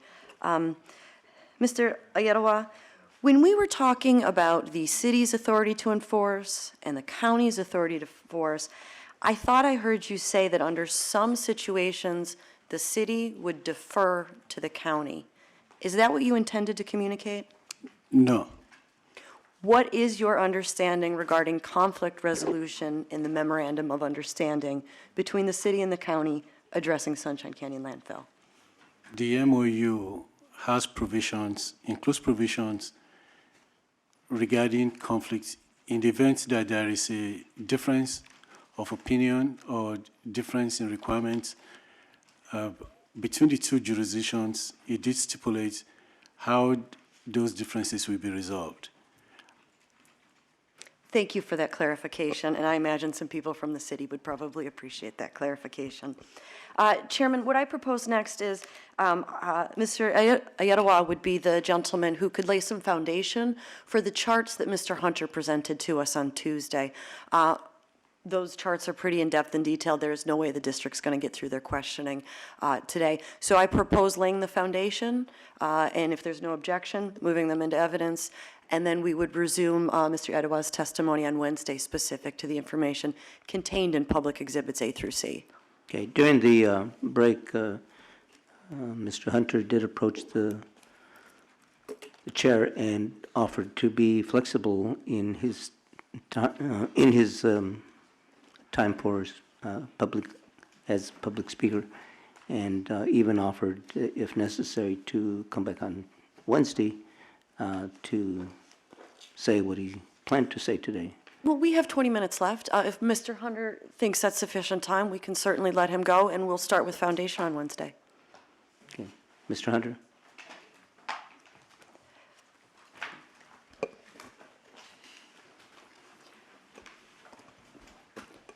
So to be clear, Mr. Ayerawa, we will have no further questions for you right now today, but we will continue your testimony when the hearings resume. Okay.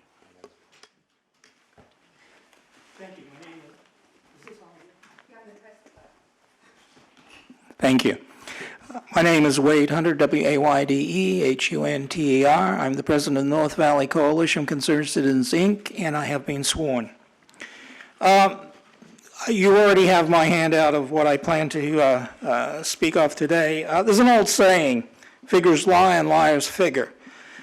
In their legal filings to Superior Court, declaration of Thomas M. Bruin in support of petitioner's motion for issuance of a writ of mandate ordering compliance with California Public Records Act, lines 6 through 19, page 2, and the verified petition for peremptory writ of mandate, request for expediting the briefing schedule of stay of administrative proceedings, lines 24 through 28, page 8, BFI/Republic claims that their review of the records based on the deposition testimony taken in the case, and I added emphasis there, bears out their contention that a large majority of the complaints submitted by individuals to the district were from a small group of residents opposed to the landfill who made repeated calls to the district, most of whom were members of email alerts and or phone tree groups and or were plaintiffs in the class action lawsuit.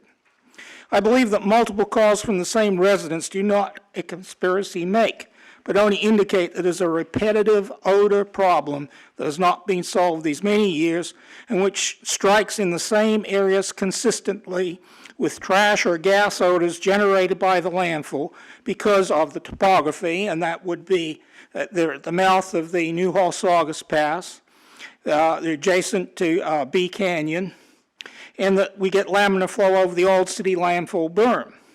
And in combination with that, we get atmospheric conditions such as the prevailing winds, night drainage, which we've never even talked about here, the barometric pressure, and the prior infiltration of waste mass by rainwater, and the inversion layer. And I'd just like to add at this point, I'm not addressing all the causes of the problem because I didn't address the odors, which again is caused by a by BFI/Republic, which is a lack of the adequate gas collection and also the odors from the incoming trash. However, while I do not claim to be a statistician, the results of the review of the South Coast Air Quality Management records appear to be biased in BFI's favor, since they did not select a random population to depose. And I just had a definition which I took out of Wikipedia, and notice I do that quite frequently. In statistics, sampling bias is a bias in which a sample is collected in such a way that some members of the intended population are less likely to be included than others. It results in a biased sample, a non-random sample of a population or non-human factors in which all individuals or instances were not equally likely to have been selected. If this is not accounted for, results can be erroneously attributed to the phenomenon under study rather than the method of sampling. They have provided information to news sources and to others as a part of their disinformation campaign, but not to the community. From the daily news story, which dated 9/30/16, which we attached, we learned that 36% came from 10 people, 50% represents 10 addresses, and 70% were from 20 addresses, including 19 homes and the Van Gogh Elementary School. The South Coast Air Quality Management District, the board, and the public are at a disadvantage here without such information as to the suppositions made, the analysis performed, and the manner in which it is presented. We are also forced to accept BFI/Republic's assertions as to the veracity of their analysis. Has any of the data, the names of those persons deposed, and what or how many of those categories the deposed fell into? Indeed, if you throw in enough categories into any analysis using the and/or, 100% of the sample could be said to be one thing or another.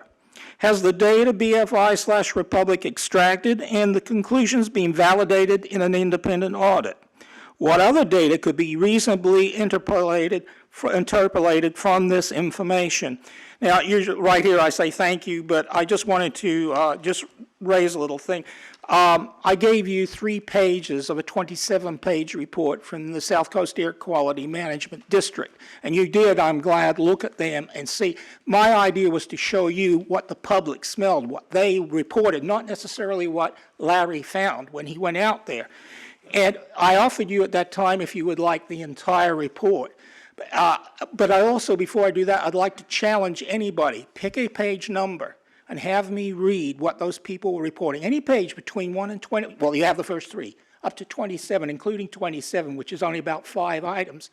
Pick it, I'll read it, and hear what the people have to say, what they smell when they call into AQMD. And again, it's not necessarily what Larry may find when he goes there. So if you'd like to take my challenge, I'd be happy to do that for you. If not, I would also like you to consider taking the entire, and I'd offer up the entire 27 pages for your review if you would like. Thank you. Thank you very much.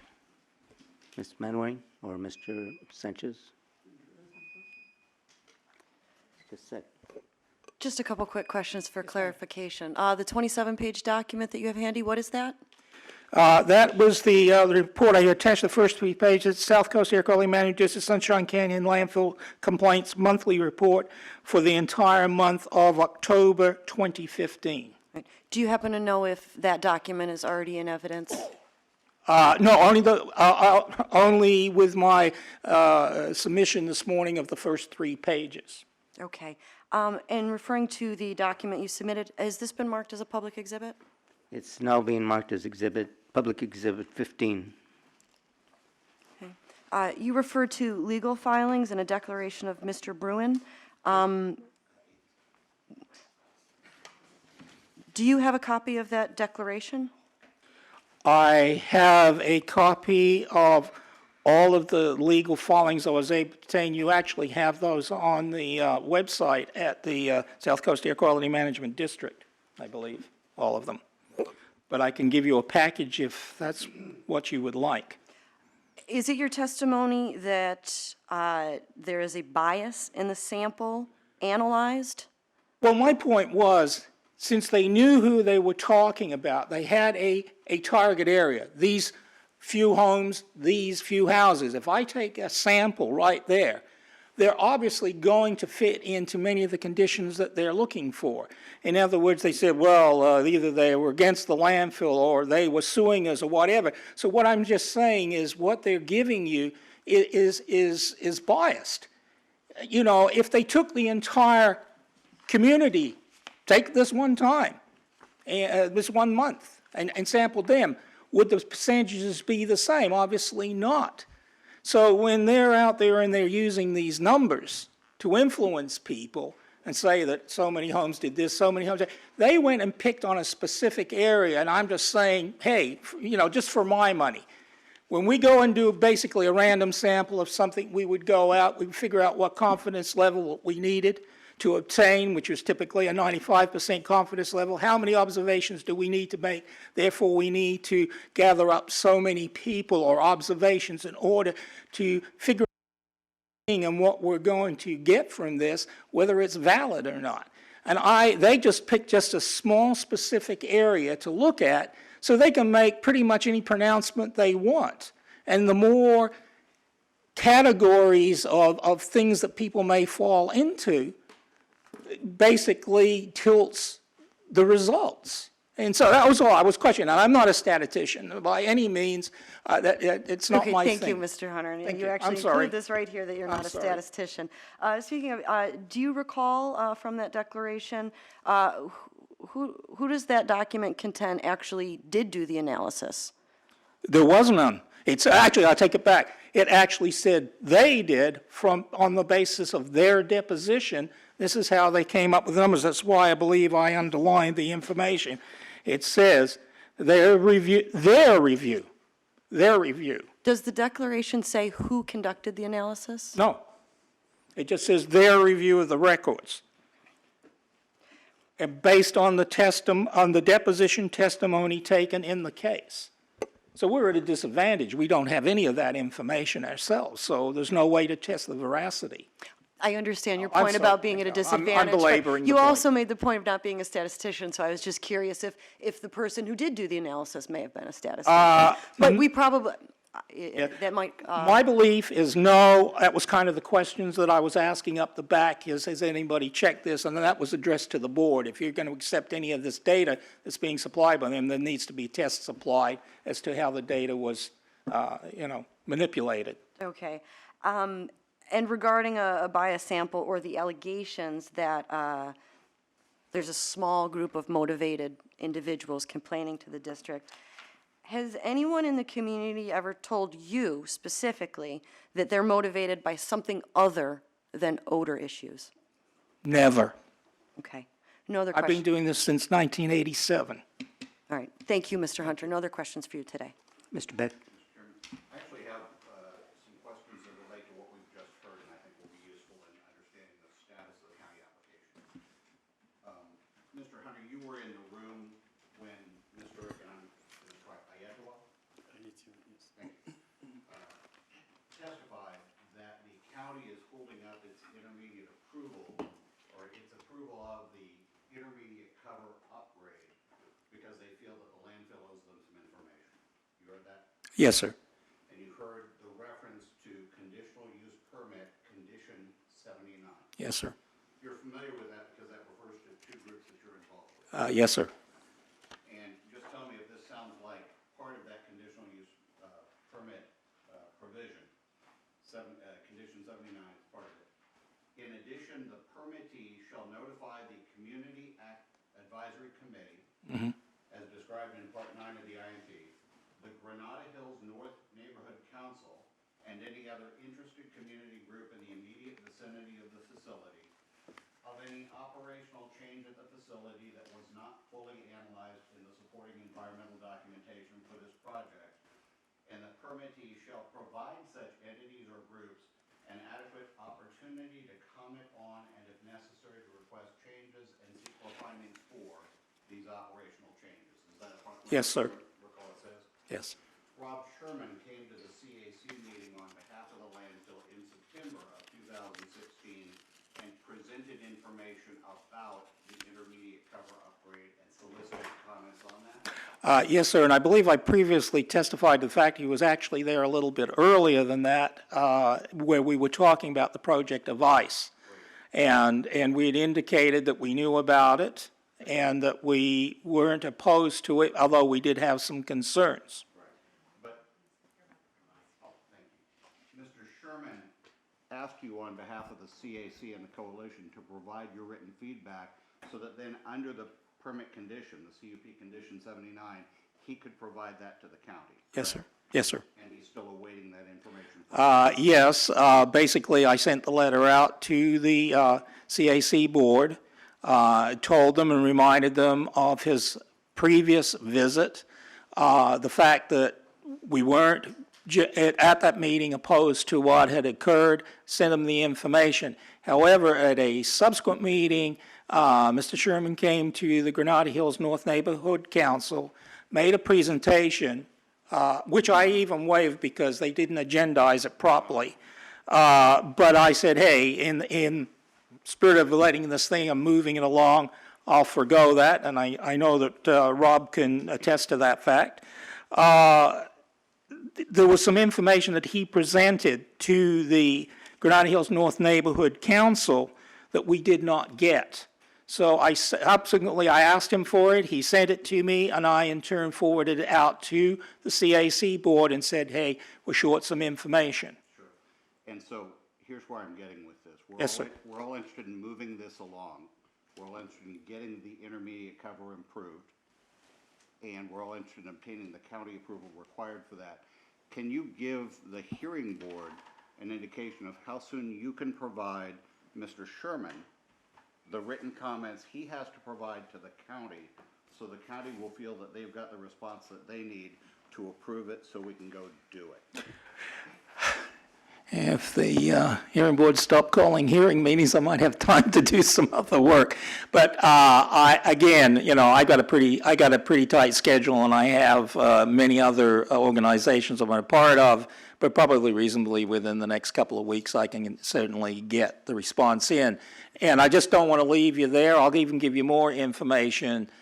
We did have it scheduled at a plum because neighborhood council cannot vote on something when it's brought to them. So I expedited getting it onto the Planning and Land Use Management Subcommittee's agenda.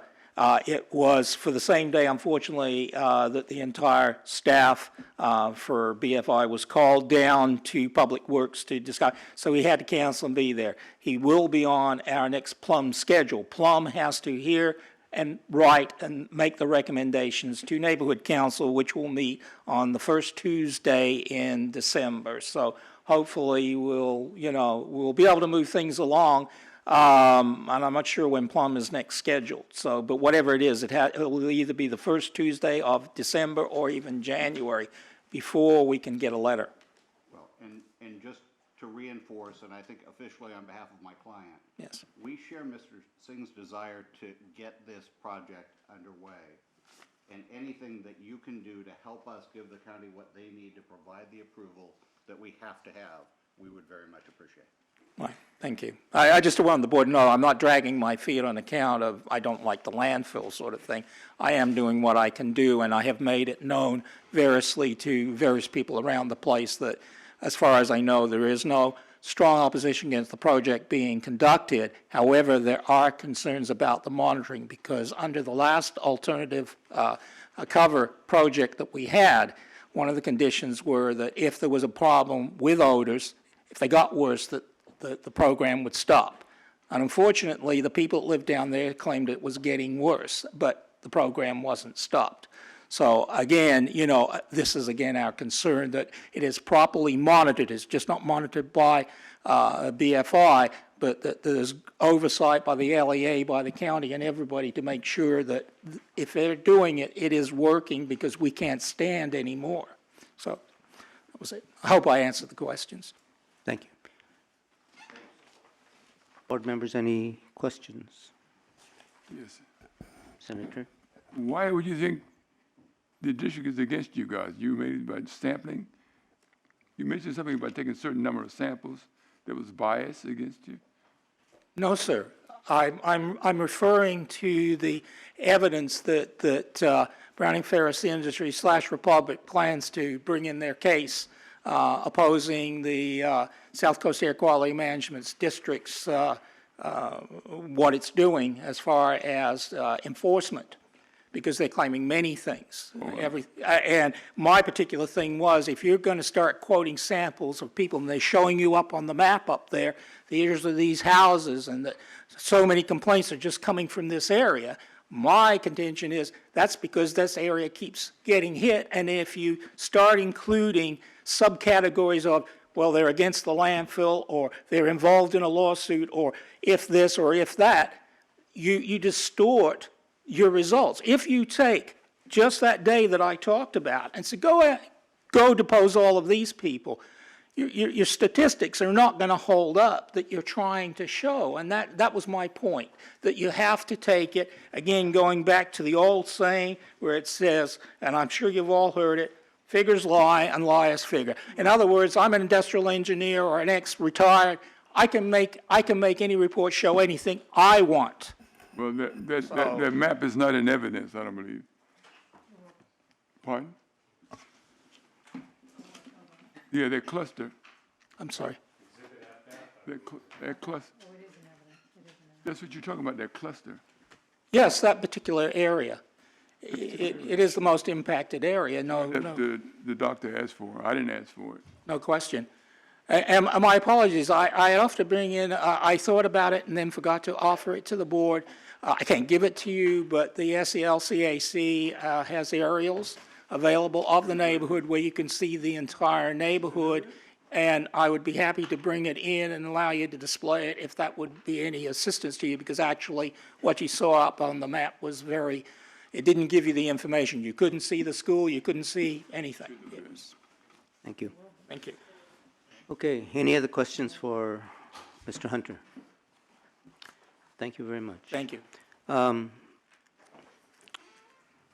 Just a few minutes ago, we received a email from zengnut@aol.com. It's a multi-page email. It's the time on the email is October 27, 2016 at 3:35 p.m. It's addressed to Mr. Sanchez, and it's going to be marked as Public Exhibit number 16. I'm not the only name on there. He is not the only name on that.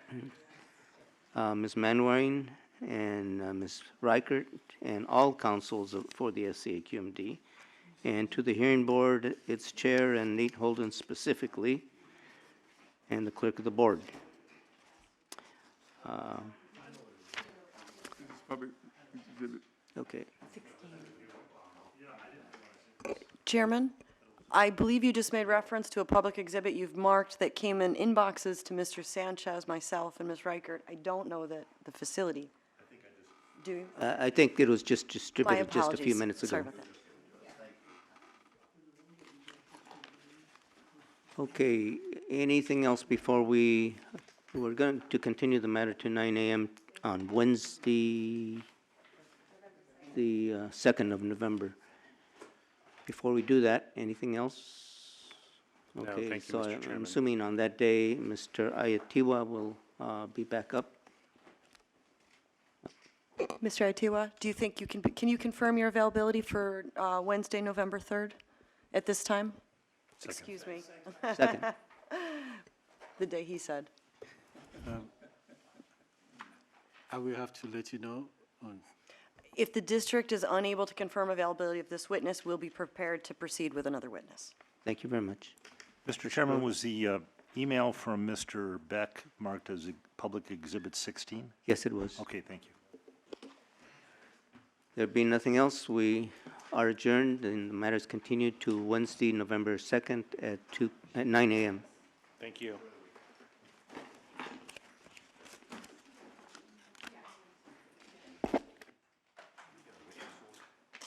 Yeah, I'll send that to you tonight. So it'll be him. Yeah, the only thing is we'll talk outside. Sure.